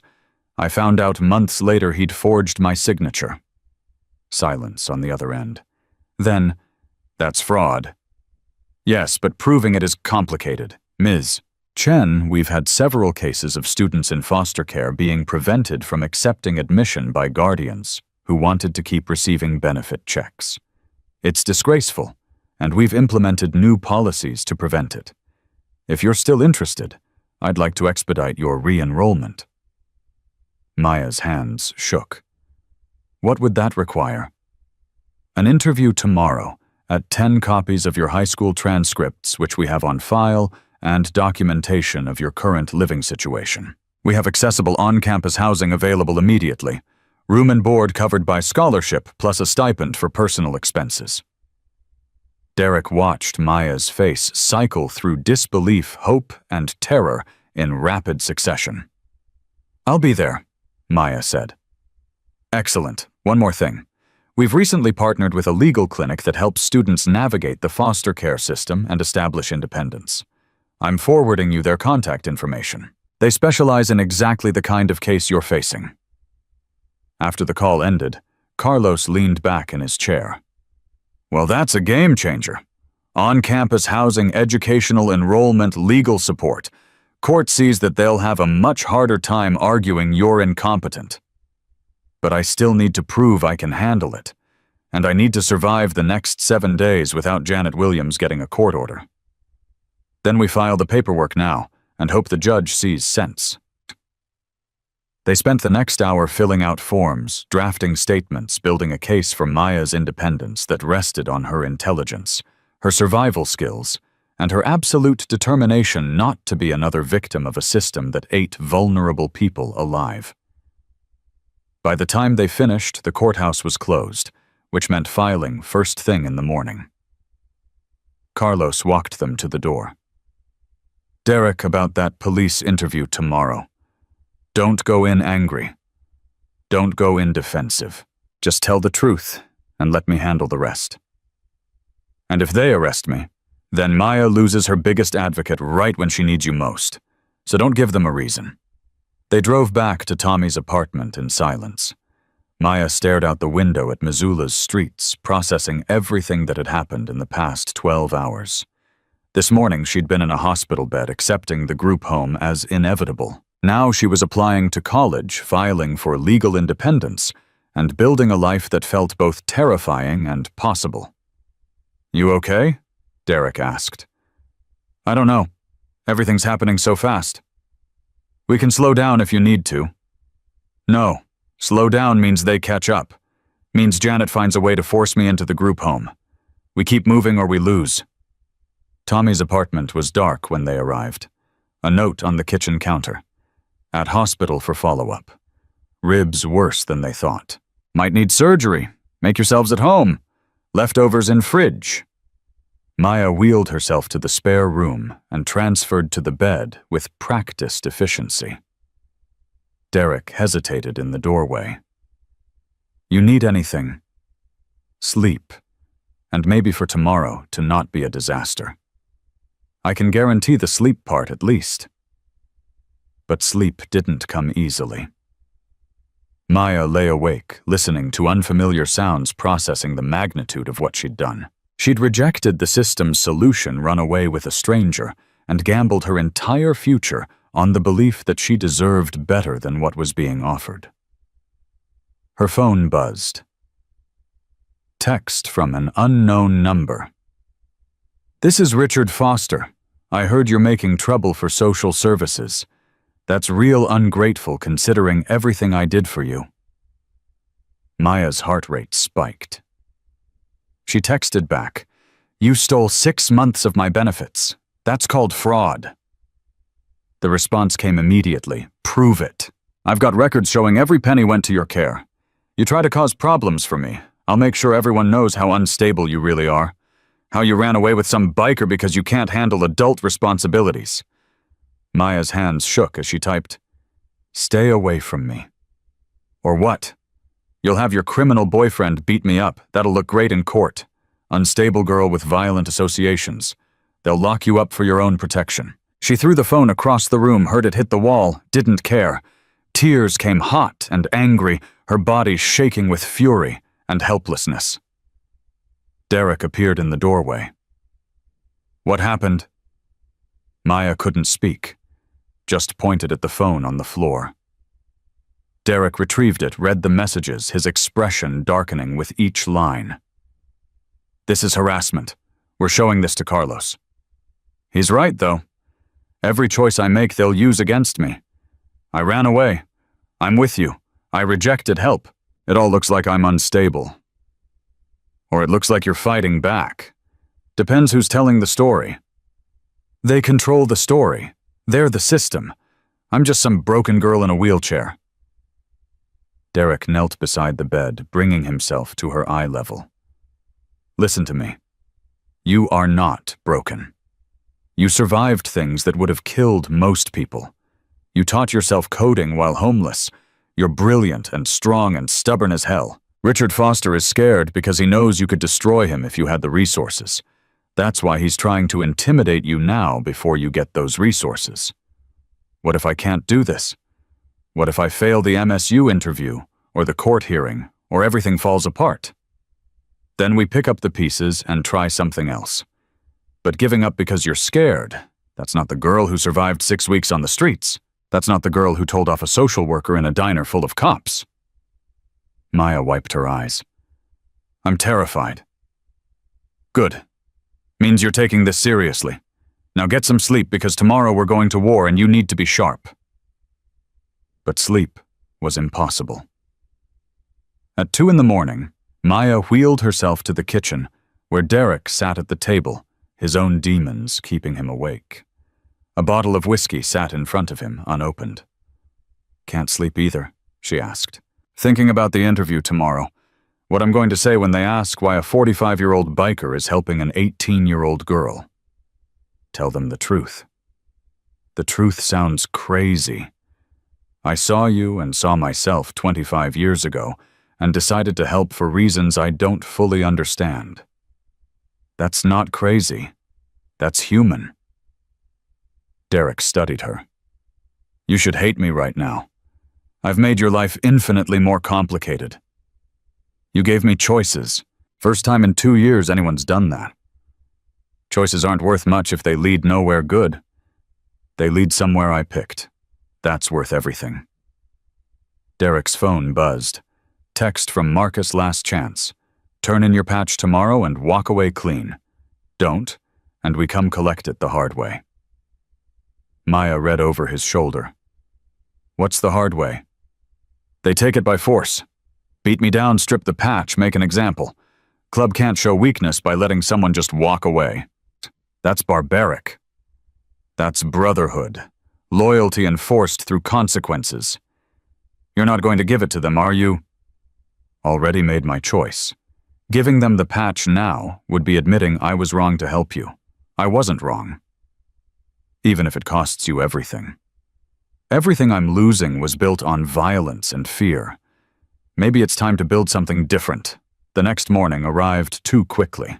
Carlos met them at the police station at 8:30, his suit pressed, and his briefcase full of documents establishing Derek's character and Maya's competence. Detective Morrison was younger than Derek expected, maybe 40, with the tired eyes of someone who'd seen too many bad situations disguised as good intentions. "Mr. Sullivan, thank you for coming in voluntarily." "Didn't have much choice. Actually, you did, which is why I appreciate the cooperation." Morrison gestured to a small interview room. "Ms. Chen, you're welcome to wait here or participate. Your choice." "I'm participating. This concerns me." They settled around a metal table. Morrison placed a recorder in the center. "This is a voluntary interview regarding allegations of custodial interference and potential exploitation. Mr. Sullivan, you have the right to stop at any time and request an attorney." "Already got one," Derek said, nodding at Carlos. "Then let's begin. How did you meet Maya Chen?" Derek laid it out clearly. Finding her in the warehouse, the hypothermia, the hospital, the choice to help rather than walk away. He didn't minimize his criminal history or his Hells Angels affiliation. Didn't pretend to be something he wasn't. Morrison took notes, his expression neutral. "And you're currently housing Ms. Chen." "She's staying with a friend while she figures out next steps." "A friend you introduced her to?" "Yes, Ms. Chen. Do you feel safe with Mr. Sullivan?" Maya met his eyes directly. "I feel safer with him than I've felt in 2 years. He's never threatened me, never touched me inappropriately, never asked for anything in return for his help." "But you barely know him." "I know he saved my life. I know he lost his home and his brotherhood because of me. I know he's facing exactly this kind of interrogation because he helped someone in need. That tells me more about his character than months of casual acquaintance would." Morrison shifted his attention back to Derek. "Social Services alleges you removed Ms. Chen from the hospital against medical advice." "She discharged herself. I just gave her a ride." "To avoid placement in a licensed care facility." "To avoid a facility she didn't want to go to. She's 18. That's called personal choice." "Or manipulation," Carlos interjected smoothly. "Detective, unless you have evidence of actual manipulation, coercion, or exploitation, this line of questioning is inappropriate. Maya Chen is a legal adult who made informed decisions about her own welfare. The fact that those decisions don't align with social services preferences doesn't constitute a crime." Morrison leaned back. "I'm trying to establish whether Mr. Sullivan has inappropriate intentions toward a vulnerable young woman." "My intention," Derek said quietly, "is to help her build a life where she doesn't have to depend on anyone. Not me, not the system, not anyone. Independence. That's all I want for her." "Why?" "Because nobody wanted that for me. And I spent 22 years being exactly what people expected from a throwaway foster kid. Maya deserves better than what I got." Morrison studied him for a long moment. "You really believe that?" "It's the only thing I'm sure of." The detective turned off the recorder. "Off the record, I think you're either the best person Maya could have met or the worst. I can't tell which, but I can tell you this. Social Services is pushing hard for a competency hearing. They want Maya declared unable to care for herself. If that happens, the state gets guardianship, and you lose all access." "When's the hearing?" "Next week. Judge Patterson. He's fair but conservative. Tends to side with institutional care over individual arrangements." Morrison stood. "Mr. Sullivan, I don't have enough evidence to charge you with anything. But I'll be watching. If this situation goes sideways, I'll come down on you hard. Understood?" "Understood." They left the station to find 3 Hells Angels waiting by Derek's truck. Not Marcus, but members Derek recognized. Enforcer types. The lead one, a man called Chains, approached slowly. "Pitbull sent us to collect. Tell him I'll bring it myself." "He said you'd say that. Also said we're not leaving without it." Maya's voice was sharp. "He's not giving you anything." Chains glanced at her with something approaching pity. "Girl, this is club business. Stay out of it." "It became my business when you decided his helping me was worth beating him over." We don't want to hurt him. We just want the patch. He gives it peacefully, everyone walks away clean. Derek looked at the three men calculating odds and consequences. He could fight, probably take one down before the others overwhelmed him. But fighting would prove every accusation Janet Williams had made, would give Detective Morrison reason to arrest him, would destroy any chance Maya had at the court hearing. I'll get it. He reached into his truck's cab, pulled out his leather vest with its Hell's Angels patch, the symbol of 22 years of brotherhood and belonging, ran his fingers over the worn leather one last time. Maya grabbed his arm. You don't have to do this. Yeah, I do. Not for them, for you. You can't win in court if I'm in jail for assault. He handed the vest to Chains, who took it with surprising gentleness. For what it's worth, Chains said quietly. Some of us think you're doing the right thing, but the club's the club. They left. Derek stood in the parking lot feeling lighter and heavier at the same time. 22 years gone. No more brotherhood, no more backup, no more identity except what he built from here forward. I'm sorry, Maya whispered. Don't be. I chose this. Derek checked his watch. We've got an hour before your MSU interview. You ready? No, but I'm going anyway. Rachel Kim's office overlooked the campus quad, students hurrying between buildings with the purposeful energy of people building futures. Maya watched them through the window and tried to remember what it felt like to be that certain about tomorrow. Ms. Chen, thank you for coming. Rachel was maybe 50, with kind eyes and the efficient manner of someone who dealt with crises daily. I've reviewed your file extensively. I have to say your situation is unusual. That's one way to put it. Let me be direct. Your test scores and academic record are exceptional. You should be in your sophomore year right now, probably on track for advanced degrees.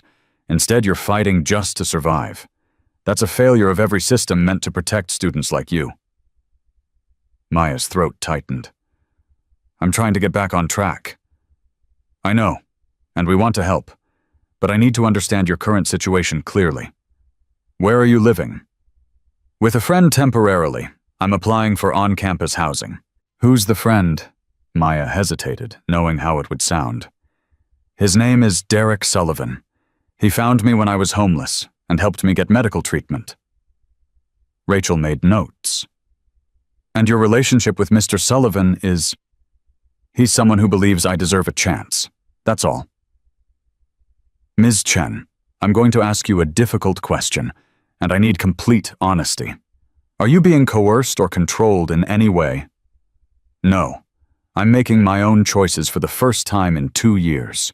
Even though those choices have resulted in conflict with social services and law enforcement, especially because of that. The system wanted me to accept a group home where I'd be warehoused until I aged out of their concern. Derek showed me I could fight for something better. Rachel set down her pen. Here's the situation. MSU can offer you full scholarship, accessible housing, and support services. But we can't be in the middle of a legal battle with the state over your competency. If you enroll, you need to be stable and independent. Can you guarantee that... I'm filing for legal independence next week. Court hearing is scheduled.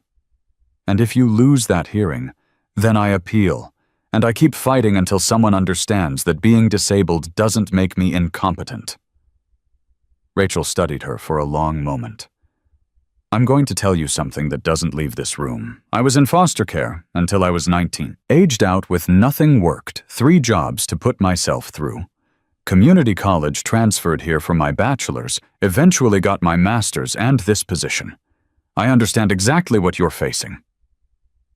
Maya felt tears threatening. Then you know I can't give up. I know you shouldn't have to fight this hard, but I also know you can win if you're smart about it. Rachel pulled up forms on her computer. I'm approving your re-enrollment effective immediately. Spring semester starts in 6 weeks. That gives you time to win your court case and get settled. But Maya, if you're not stable by then, we'll have to reconsider. The university can't support students who are in constant legal crisis. I understand. And thank you. Don't thank me yet. Thank me when you graduate. They left campus with Maya's enrollment confirmed and a housing assignment pending the court outcome. Derek drove while Maya processed the impossible reality that she was going to college, actually going to college 6 days after nearly dying in a warehouse. Her phone rang. Carlos Rodriguez. Maya, we've got a problem. Janet Williams filed an emergency petition claiming you're in immediate danger. Judge granted a temporary hearing for tomorrow morning. If we lose you, go into state custody pending the full competency trial. Tomorrow? That's not enough time. I know, but we work with what we've got. Can you get character witnesses? People who can testify you're capable and stable. Maya looked at Derek, at this man who'd sacrificed everything, and realized she had exactly one person who truly knew her. One person who believed in her capacity. I'll find someone, she lied. That night, sitting in Tommy's apartment while Derek met with Carlos to prepare testimony, Maya made a list of everyone who might speak for her. The list was painfully short. Her parents were dead. Her foster families were either negligent or criminal. She had no friends from high school, having been too busy surviving to build relationships. Her phone buzzed. Email from Montana State University Disability Services. Rachel Kim had attached a letter of support for the court hearing, stating Maya's academic qualifications and enrollment status. It was something, but not enough. Derek returned at midnight, exhausted and worried. Carlos thinks we're in trouble. Janet's got hospital psychiatrists ready to testify about trauma bonding and impaired judgment. She's got your medical records showing paralysis and previous psychological evaluation after your parents died. She's building a case that you're not capable of independent living. What do we have? Your intelligence, your survival skills, and my testimony that you've made rational decisions under pressure. Carlos says it's not enough. Maya's hands clenched. Then what is enough? What do I have to prove? That I can walk, that I'm not disabled, that I don't need help sometimes? You need to prove that needing help doesn't mean you can't make your own choices. How? Derek was quiet for a long moment. Then he pulled out his phone and made a call. Tommy, I need a favor. A big one. The next morning, Maya wheeled herself into the courthouse, with Derek and Carlos flanking her, a manila folder of documents clutched in her lap. Janet Williams sat across the aisle with 2 attorneys and a hospital psychiatrist. The message was clear: the state had resources Maya didn't. Judge Patterson entered a gray-haired man in his 60s with the stern expression of someone who'd heard every excuse and believed none of them. This is an emergency hearing regarding the competency and safety of Maya Chen. Ms. Williams, you filed the petition. Proceed. Janet stood her presentation polished and professional. She outlined Maya's medical history, her homelessness, her inappropriate relationship with Derek, her rejection of proper care. She called the psychiatrist who testified about trauma bonding and impaired decision-making in vulnerable populations. Ms. Chen has demonstrated a pattern of risky choices and attachment to an individual who cannot provide appropriate support. We believe she requires state intervention for her own protection. Judge Patterson turned to Maya. Ms. Chen, you understand the state's concerns. Yes, Your Honor. I also understand they're wrong. Explain. Maya wheeled herself forward, her voice steady despite her terror. I'm paralyzed, not incompetent. I survived 6 weeks on the streets because I'm capable of making difficult decisions. I rejected the group home because I deserve better than being warehoused. And I'm enrolled at Montana State University because I'm building a future, not just surviving. With whose support? My own, and Derek Sullivan's, and Montana State's Disability Services, and anyone else who believes I'm worth investing in. The state believes you need professional care. The state failed me. Richard Foster stole my benefits while under their supervision. I aged out with no support while under their care. Derek Sullivan found me dying and actually helped. I'll trust his judgment over theirs." Judge Patterson looked at Janet. "Ms. Williams, you're asking me to remove an 18-year-old's autonomy based on speculation about her judgment. That's a high bar." "Your Honor, Ms. Chen is vulnerable and making decisions under the influence of an inappropriate relationship. Is there evidence of actual harm, abuse, exploitation?" "Not yet, but the risk is substantial." "Risk isn't evidence." The judge turned to Carlos. "Mr. Rodriguez, what's your client's position?" "My client requests the court recognize her legal adulthood and decision-making capacity. She's enrolled in university, pursuing independence and making rational choices about her own welfare." The judge studied the documents in front of him. "Ms. Chen, if I deny this petition, what's your plan?" Maya took a breath. "Enroll at MSU in 6 weeks. Live in accessible campus housing. Complete my degree in computer science. Build a career that proves disabled people can contribute meaningfully to society. And never let anyone tell me I'm not worth the effort again." Judge Patterson was quiet for a long moment. Then he closed the file. "Motion denied. Ms. Chen retains her legal autonomy. Ms. Williams, the state may file for a full competency hearing if you believe there's cause. But this emergency petition is dismissed. Ms. Chen has demonstrated sufficient capacity to make her own choices." The gavel came down. Maya sat frozen, unable to process that she'd actually won. Janet stood immediately. "Your Honor, we request." "Your request is noted and denied. This hearing is concluded." Outside the courthouse, Maya burst into tears. Not from sadness, but from the overwhelming relief of finally being heard. Derek knelt beside her wheelchair. "You did it. We did it. No, that was all you. I just drove you here." Carlos appeared with paperwork. "This doesn't end it. Janet can still file for a full hearing. But for now, you're free. Use that freedom wisely." Maya wheeled herself to the courthouse steps, looking out at Missoula spreading before her, full of possibility and challenge, and a future she'd have to fight for every single day. Her phone buzzed. Text from Rachel Kim Heard about the hearing. "Your dorm room is ready whenever you are. Welcome to Montana State University." Maya showed Derek the message. "I have a dorm room. I'm actually going to college." "You earned it. What about you? What happens now?" Derek looked at the leather vest. He no longer wore the brotherhood. He'd lost the life he'd dismantled for a girl he barely knew. "Now I figure out who I am, when I'm not defined by a patch and a reputation. Might be interesting to find out." They drove back to Tommy's apartment to find 3 people waiting. Tommy still bruised, but smiling. Rachel Kim with enrollment paperwork.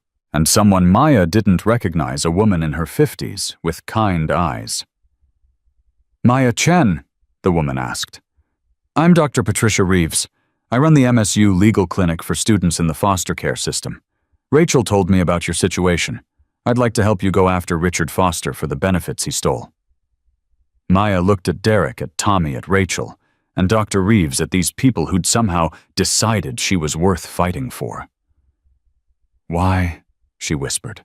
"Why are you all helping me?" Tommy spoke first. "Because Derek's my brother, and anyone he believes in is worth believing in." Rachel smiled. "Because I remember what it's like to fight alone.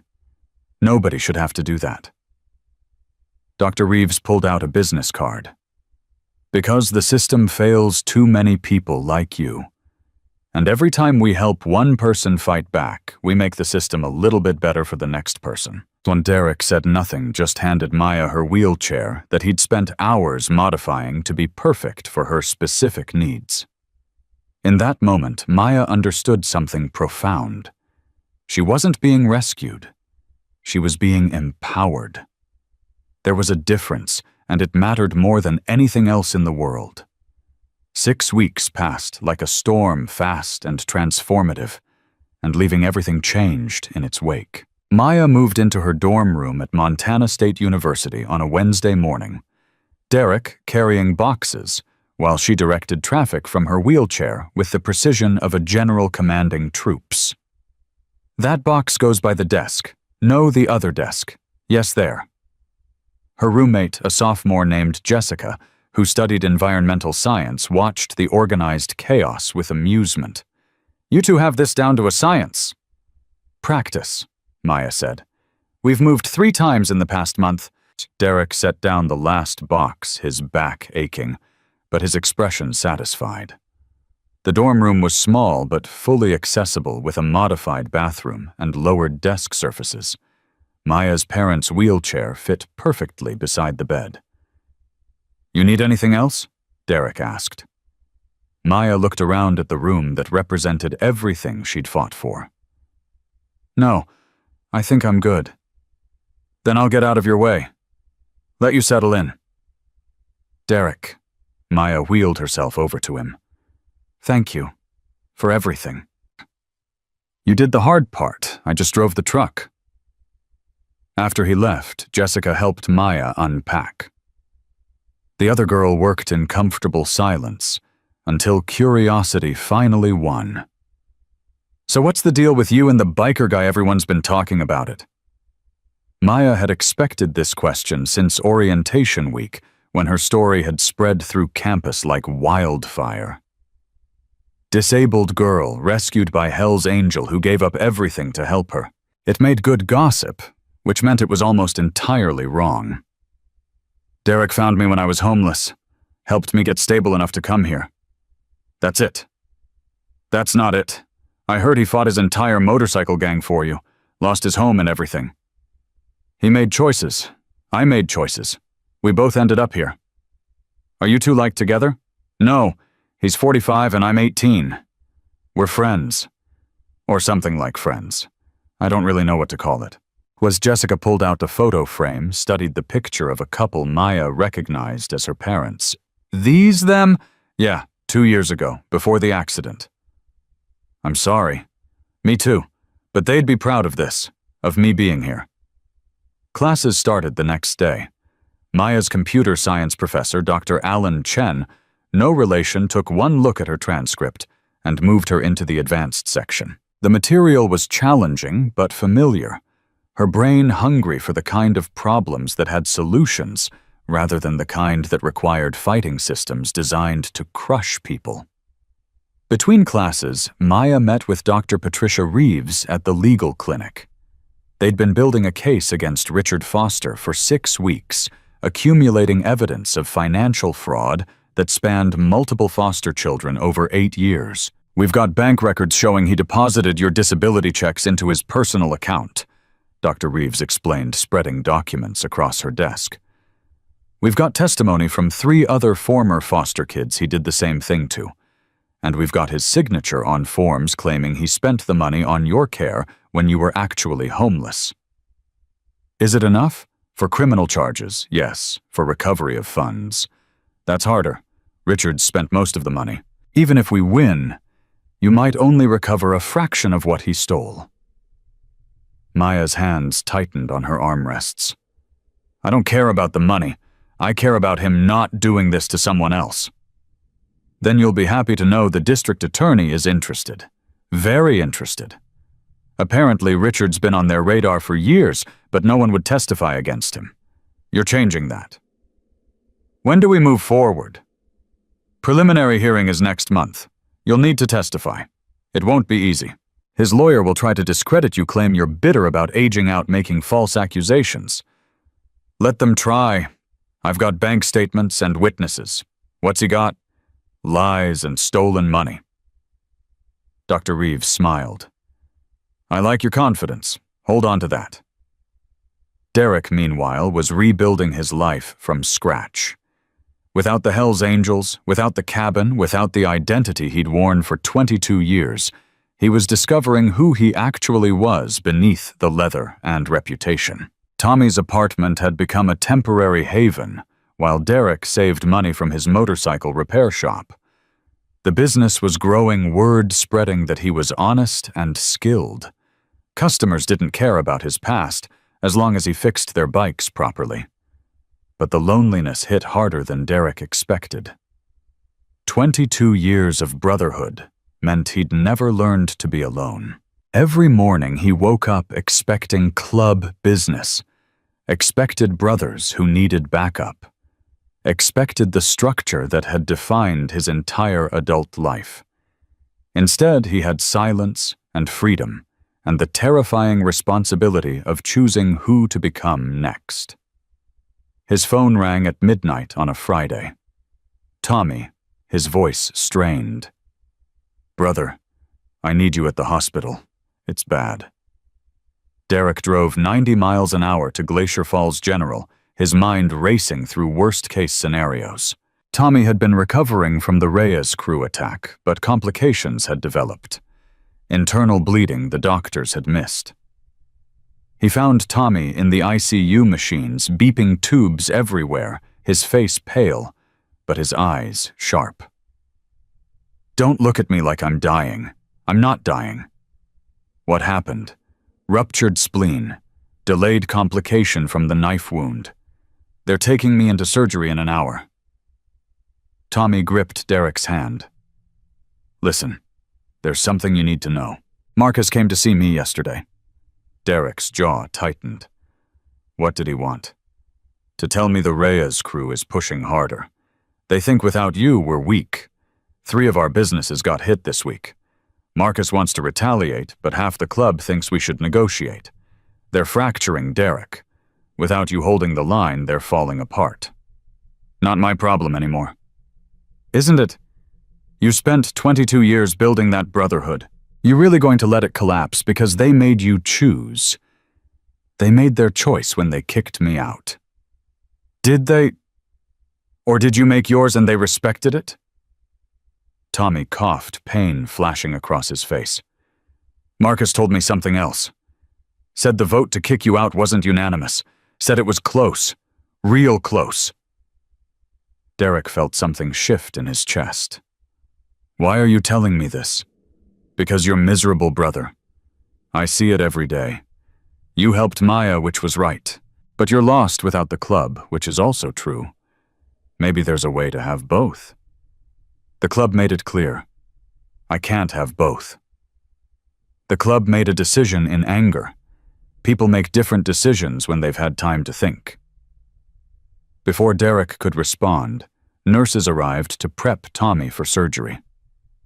Derek waited in the hallway. Tommy's words circling in his mind like vultures. His phone buzzed. Text from Marcus. "Heard Tommy's in surgery. How is he?" Derek stared at the message for a long moment before typing back, "Fighting, like always." Marcus's response came immediately. "Good. We need fighters. Miss having you on our side." "I made my choice." "Choices can change.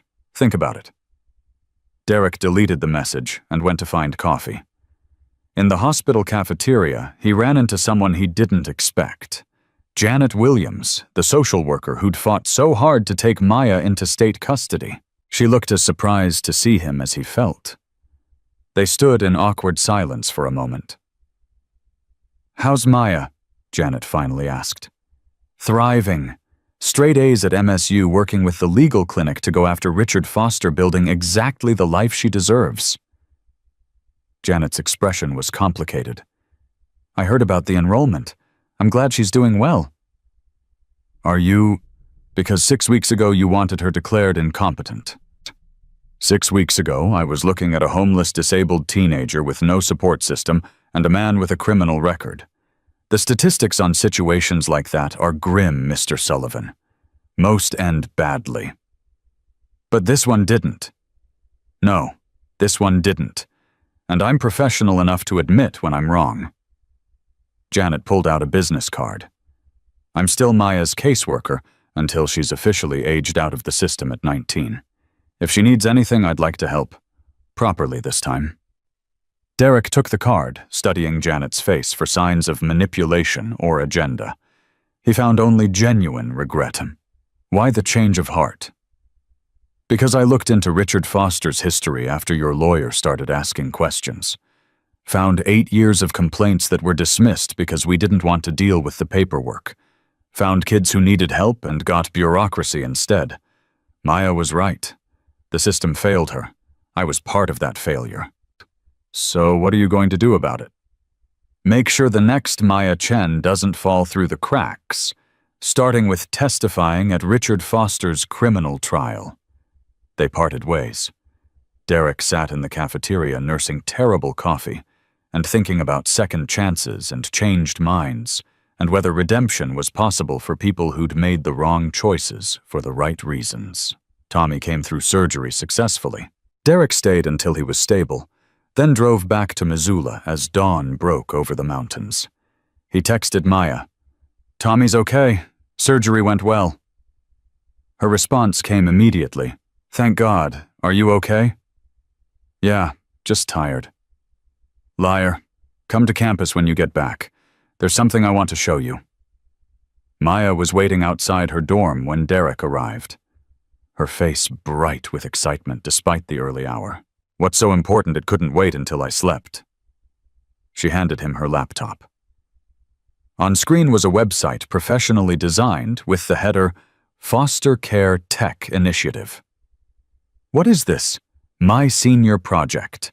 I'm building a platform that connects foster kids aging out of the system with resources, mentors, housing, assistance, legal help. Everything I wish I'd had 2 years ago. Derek scrolled through the site. It was comprehensive, thoughtful, exactly the kind of tool that could have prevented Maya's homelessness. This is incredible. Dr. Reeves helped with the legal framework. Rachel Kim connected me with funding sources, and I've got 3 other students from foster care backgrounds helping me code it. We launch in beta next month. Maya, this could help thousands of people. That's the idea. Every kid who doesn't end up starving in a warehouse is a win. She paused. Derek, I need to ask you something. When we launch, we'll need an advisory board. People who understand the system from different angles. Would you be willing to serve? Me, I'm an ex-con biker with no formal education. You're someone who saw a problem and fixed it. That's more valuable than any degree. Derek looked at this remarkable young woman who'd transformed from dying in a warehouse to building solutions that would help others avoid her fate. 6 weeks of growth that most people didn't achieve in decades. I'd be honored. The next month was chaos. Maya's classes demanded all her intellectual energy, while the legal case against Richard Foster required emotional reserves she wasn't sure she possessed. Dr. Reeves prepped her for testimony, running through questions the defense would ask, preparing her for the character attacks that were inevitable. He's going to claim you're lying for money, that you're bitter about aging out, that your disability makes you confused about what actually happened. Let him. I've got bank records. Bank records show money went into his account. They don't prove intent to defraud unless we can demonstrate he didn't spend it on your care. I was homeless. That's pretty good proof he didn't spend it on my care. His lawyer will argue you chose homelessness, that you ran away from adequate care because you're unstable. Maya's hands clenched. I hate this. I hate that I have to prove I was victimized. Why doesn't he have to prove he wasn't a thief? Because the burden of proof is on the prosecution. That's how the system works. The system is broken. Yes, which is why people like you are going to fix it. The preliminary hearing arrived on a cold November morning.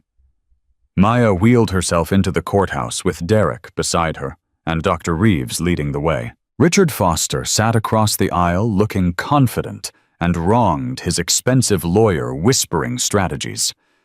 The prosecutor, a sharp woman named Michelle Torres, laid out the case methodically. Bank records showing deposits. Testimony from other foster children. documentation of Maya's homelessness while supposedly under Richard's care. Richard's lawyer countered with character witnesses claiming Richard was a devoted foster parent, with receipts for expenses that couldn't be verified, with Maya's psychiatric evaluation from after her parents' death, suggesting she had unresolved trauma that affected her judgment. When Maya took the stand, the defense attorney came at her hard. "Ms. Chen, you claim Mr. Foster stole your disability benefits. But isn't it true you ran away from his care?" "I didn't run away. I aged out at 18 and he kicked me out." "With no money and nowhere to go, why didn't you contact social services?" "I did. They told me I was an adult and needed to handle my own housing." "So the system failed you and you're blaming Mr. Foster?" "No. I'm blaming Mr. Foster for stealing 6 months of benefits while I was under his care. The system failed me separately." "You've aligned yourself with Derek Sullivan, a known criminal with gang affiliations. Doesn't that suggest poor judgment?" Maya met the lawyer's eyes. "Derek Sullivan found me dying and saved my life. Richard Foster took my money and threw me away. I trust my judgment about who's actually dangerous." The courtroom rippled with murmurs. The defense attorney pressed harder. "You're currently enrolled at Montana State University on scholarship. Isn't this lawsuit really about getting money you don't actually need? This lawsuit is about making sure Richard Foster doesn't do to another kid what he did to me. I don't care about recovering the money. I care about him facing consequences." "Very noble. But you did file for financial damages." Dr. Reeves stood. "Your Honor, the financial damages are for pain and suffering, not benefit recovery. Ms. Chen has been clear about her motivations." The judge allowed the objection. Maya continued testifying, laying out 6 months of stolen checks of asking Richard for money for food and being told the benefits had been spent on her care of turning 18 and being handed garbage bags for her belongings and told to leave. By the time she finished, 3 jurors were crying. Richard took the stand in his own defense, calm and practiced. He painted himself as a devoted guardian dealing with a difficult teenager, claimed every penny went to Maya's care, suggested her paralysis made her high maintenance and expensive. "I gave that girl everything, a home food medical care, and this is how she repays me with lies and accusations." Michelle Torres stood for cross-examination. "Mr. Foster, if you spent Maya's benefits on her care, where are the receipts?" "I don't keep receipts for everything. Food, utilities, basic necessities." "But you claimed $18,000 in expenses over 6 months.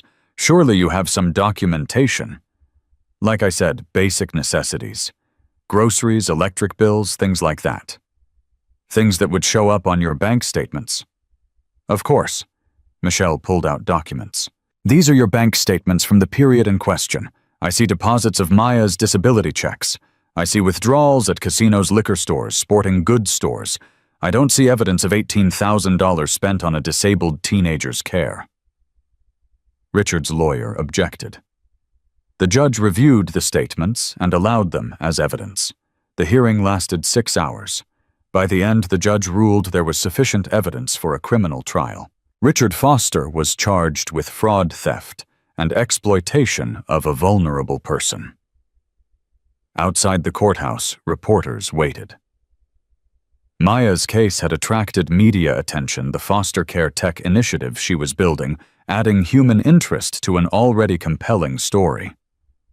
"Ms. Chen, how does it feel to see your abuser face charges?" Maya looked directly at the camera. "It feels like justice taking its first steps. But this isn't about me anymore.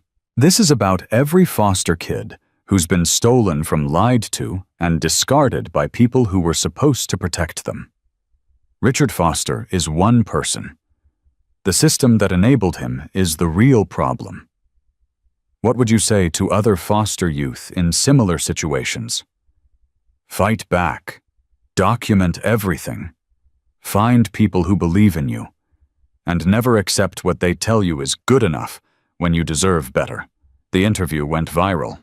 By that evening, Maya's foster care tech initiative website had crashed from traffic.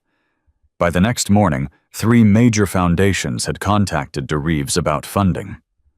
Derek watched the interview from Tommy's apartment, his phone buzzing with messages from people he hadn't heard from in weeks. Former club members congratulating him. People from town offering support. Even Marcus sent a simple text, "Proud of you, brother." The word brother hit harder than Derek expected. He'd thought cutting ties with the Hells Angels meant cutting ties with that identity completely. But maybe Tommy was right. Maybe there was a way to honor what the brotherhood had meant while building something new. He drove to the Rusty Spoke that night, his first time back since surrendering his patch. The parking lot was full of motorcycles, the sound of engines and laughter spilling into the November cold. Inside, conversations stopped. 12 men turned to look at Derek, standing in the doorway without his vest, without his patch, without the armor he'd worn for 22 years. Marcus stood slowly. "Reaper. I'm not Reaper anymore. No, you're Derek Sullivan, the guy who gave up everything to help someone who needed it. The guy who showed us what loyalty actually looks like when it costs you something real." Derek stayed by the door, unsure of his welcome. "I'm not here to ask for my patch back." "Good, because we're not giving it back. What you did leaving the club for that girl that closed a door, can't reopen it." "Then why am I here?" Marcus walked over, stopping a few feet away. "Because you're still our brother, patch or no patch, and brothers help each other when things get hard." "What are you asking?" "The Reyes crew is pushing hard. We need counsel. Someone who knows how to fight smart instead of just fighting hard. You built a life outside the club. We need to learn how to do that without losing what makes us us." Derek looked around at faces he'd known for decades. Men who'd bled with him, fought beside him, shared victories and losses. Walking away had been necessary, but staying away forever felt like abandoning family, even dysfunctional family. "I can't come back to the club. That bridge is burned." "Not asking you to. Asking you to help us evolve. The world's changing. We change or we die. Your proof change is possible." Derek thought about Maya transforming trauma into advocacy, about Tommy fighting to recover from injuries that could have killed him, about himself rebuilding an identity from scratch at 45. "I'll help, but on my terms. No violence, no illegal activity. Just advice from someone who learned the hard way that there's more than one kind of strength." Marcus extended his hand. "Deal." They shook, and Derek felt something settle in his chest. Not the old brotherhood, but something new. A connection that honored the past while building toward something better. Back at Montana State, Maya received an unexpected visitor. Janet Williams carrying a stack of files and an expression that was almost nervous. "I hope you don't mind me dropping by." Maya gestured to her dorm room. "Come in. What brings you here?" Janet set down the files. "I've been doing research since the hearing. Found 47 cases similar to yours in the past decade. Foster kids who aged out with missing benefits, fraudulent guardians, systematic failures. I want to make this right." "How?" "By actually doing my job. By investigating every complaint instead of dismissing them as difficult teenagers. By being the social worker I thought I was when I started this career." Janet pulled out a document. "I'm also testifying at Richard Foster's criminal trial. Full disclosure of every warning sign we ignored, every complaint we dismissed. It won't undo the damage, but it might prevent future damage." Maya studied the woman who'd tried so hard to control her life 6 weeks ago. "Why the change?" "Because you were right. About everything. The system failed you. I failed you. And instead of admitting it, I tried to force you into a box that made my job easier. That's not care. That's convenience. So what are you going to do differently?" "Listen to the kids first. Believe them first. Investigate thoroughly instead of assuming they're exaggerating, and make sure no one else gets treated the way you were treated. Maya felt something hard in her chest, soften slightly. That would mean a lot. I know I can't fix the past, but maybe I can help you fix the future. Your tech initiative, the foster care platform. I'd like to help. Connect you with kids who need it, promote it through official channels, make sure it actually reaches the people it's designed to serve. You'd do that? It's the least I can do. I've spent 12 years moving files around. Time to actually move the needle. After Janet left, Maya sat in her dorm room thinking about forgiveness and second chances, and how people changed when they finally had to face the consequences of their choices. Her phone rang. Derek. Hey, you busy? Never too busy. What's up? Just wanted to hear your voice, make sure you're okay after the hearing. I'm okay. Better than okay. Janet Williams was just here. She's going to help with the platform. That's huge. You building an army of advocates. Something like that. How are you really? Derek was quiet for a moment.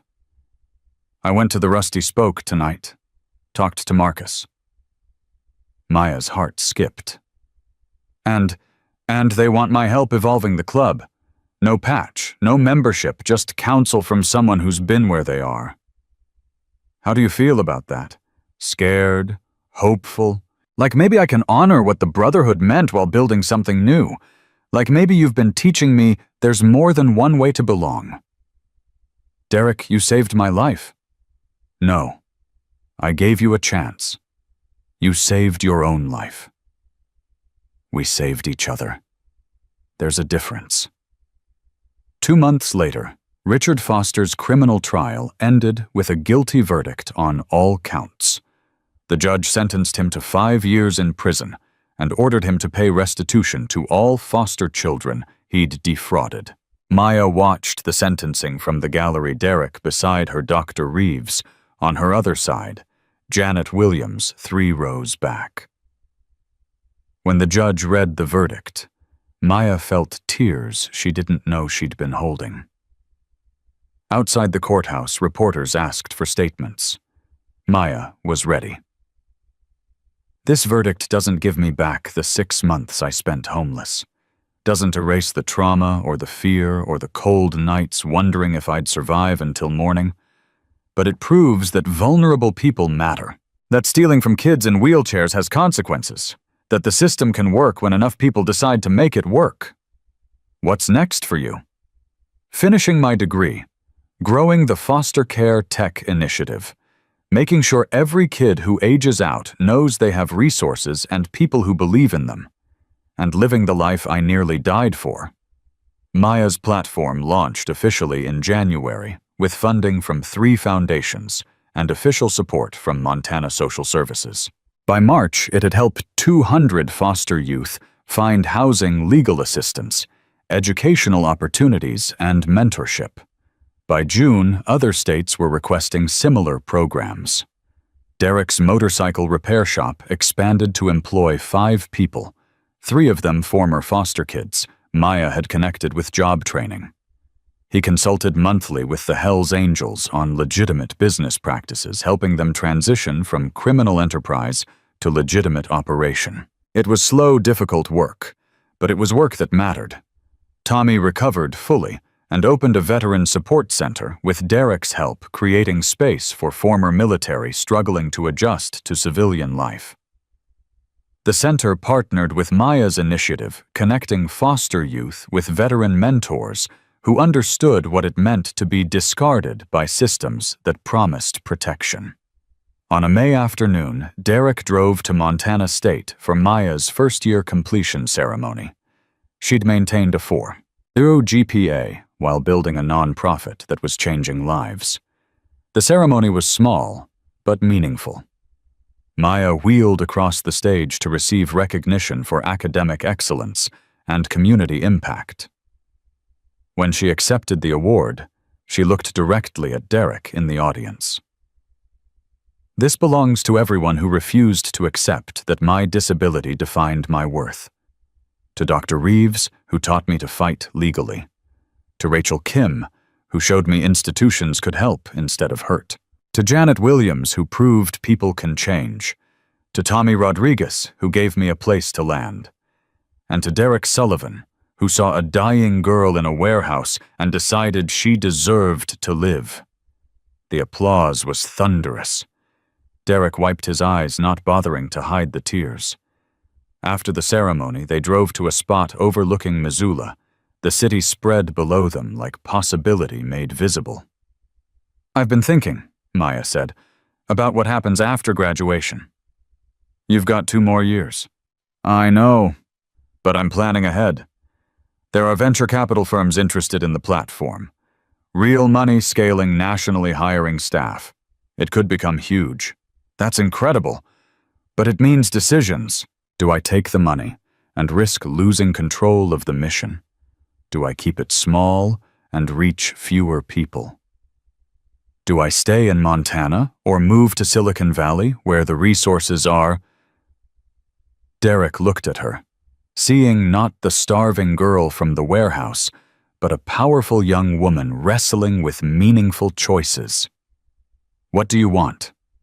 "I want to help as many people as possible without compromising what makes the platform work. I want to honor my parents' memory by building something that lasts. And I want to prove that people like me aren't burdens to be managed, we're assets to be invested in." "Then do that. Whatever form it takes, do that." Maya was quiet for a moment. "What about you? What do you want?" Derek thought about the question he'd been asking himself for months. "I want to keep building. The shop, the veteran center, helping the club transition. I want to wake up every day knowing I'm creating something instead of destroying something. And I want to watch you change the world because I know you will. We changed each other's world. That counts for something. It counts for everything." They sat in comfortable silence, 2 people who'd met at their lowest points, and refused to stay there. The warehouse where Derek had found Maya was being converted into a community center for homeless youth. The group home in Billings had been investigated after Maya's case, revealing systematic neglect that led to administrative changes. Richard Foster's conviction had sparked a wave of investigations into foster care fraud across Montana. One person's fight had become a movement. One biker's choice had become a blueprint for redemption.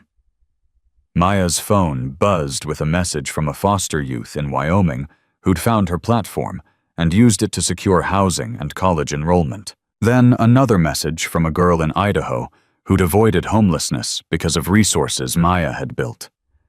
Then another, and another, each one a life changed, because Maya had refused to accept that surviving was enough. Derek watched her read the messages, saw the weight of responsibility and the lightness of purpose fighting for space on her face. "You okay?" he asked. "Yeah, just realizing that almost dying in a warehouse was the beginning, not the end. That every terrible thing that happened led to this moment where I can help people avoid the same terrible things. You turned your pain into purpose. That's rare. We both did. You spent 22 years being who everyone expected, then threw it away to become who you needed to be. That's just as rare." The sun was setting over Missoula, painting the sky in shades of gold and crimson. Derek thought about the man he'd been 6 months ago, defined by violence and loyalty to codes that required him to be less than human. That man seemed like a stranger, now someone he'd known intimately, but no longer recognized. "I was talking to Marcus last week," Derek said. "He told me something interesting. Said that helping you was the most Hell's Angels thing I'd ever done." "How's that?" "Because the club's whole identity is protecting people who can't protect themselves. We just forgot that somewhere along the way started protecting territories and profits instead of people. He said watching me choose you over the club reminded them what they'd lost." "Are you going back?" "No. That door's closed, but I'm helping them find a new door, one that leads somewhere better." Maya reached over and took his hand, an easy gesture of affection that would have been impossible 6 months ago when touch meant danger and trust was a fantasy.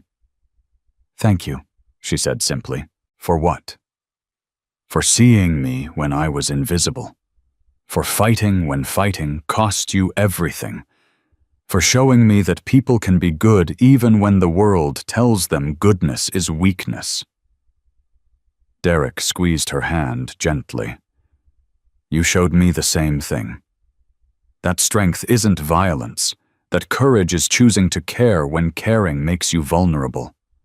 That the best thing you can do with a second chance is help someone else get their first chance."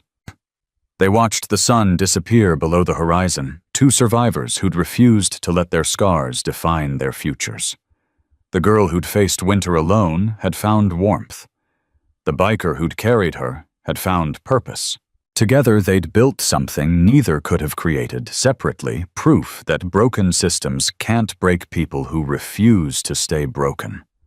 That chosen family matters more than blood or patches, that the most profound transformations happen when someone decides another person's life is worth fighting for.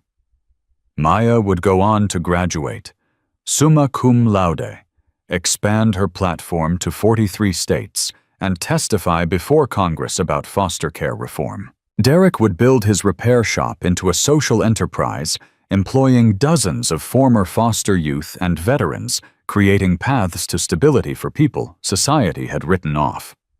Their story would be told in newspapers and documentaries, held up as an example of what's possible when people choose connection over convenience. But none of that mattered as much as this moment sitting on a hill overlooking Missoula. Two people who'd met at their breaking points and refused to break, who'd faced winter alone until someone carried them through it, who'd learned that being saved and saving yourself aren't contradictory. They are collaborative. Maya Chen had survived because Derek Sullivan chose to help. Derek Sullivan had transformed because Maya Chen chose to trust. And in that choosing, in that mutual decision to see each other's worth when no one else would, they'd both discovered something more valuable than rescue or redemption. They'd discovered that sometimes the people who save us are the ones we save in return, and that the strongest bonds aren't forged in comfort, but in the fire of fighting together for futures no one else believed they deserved.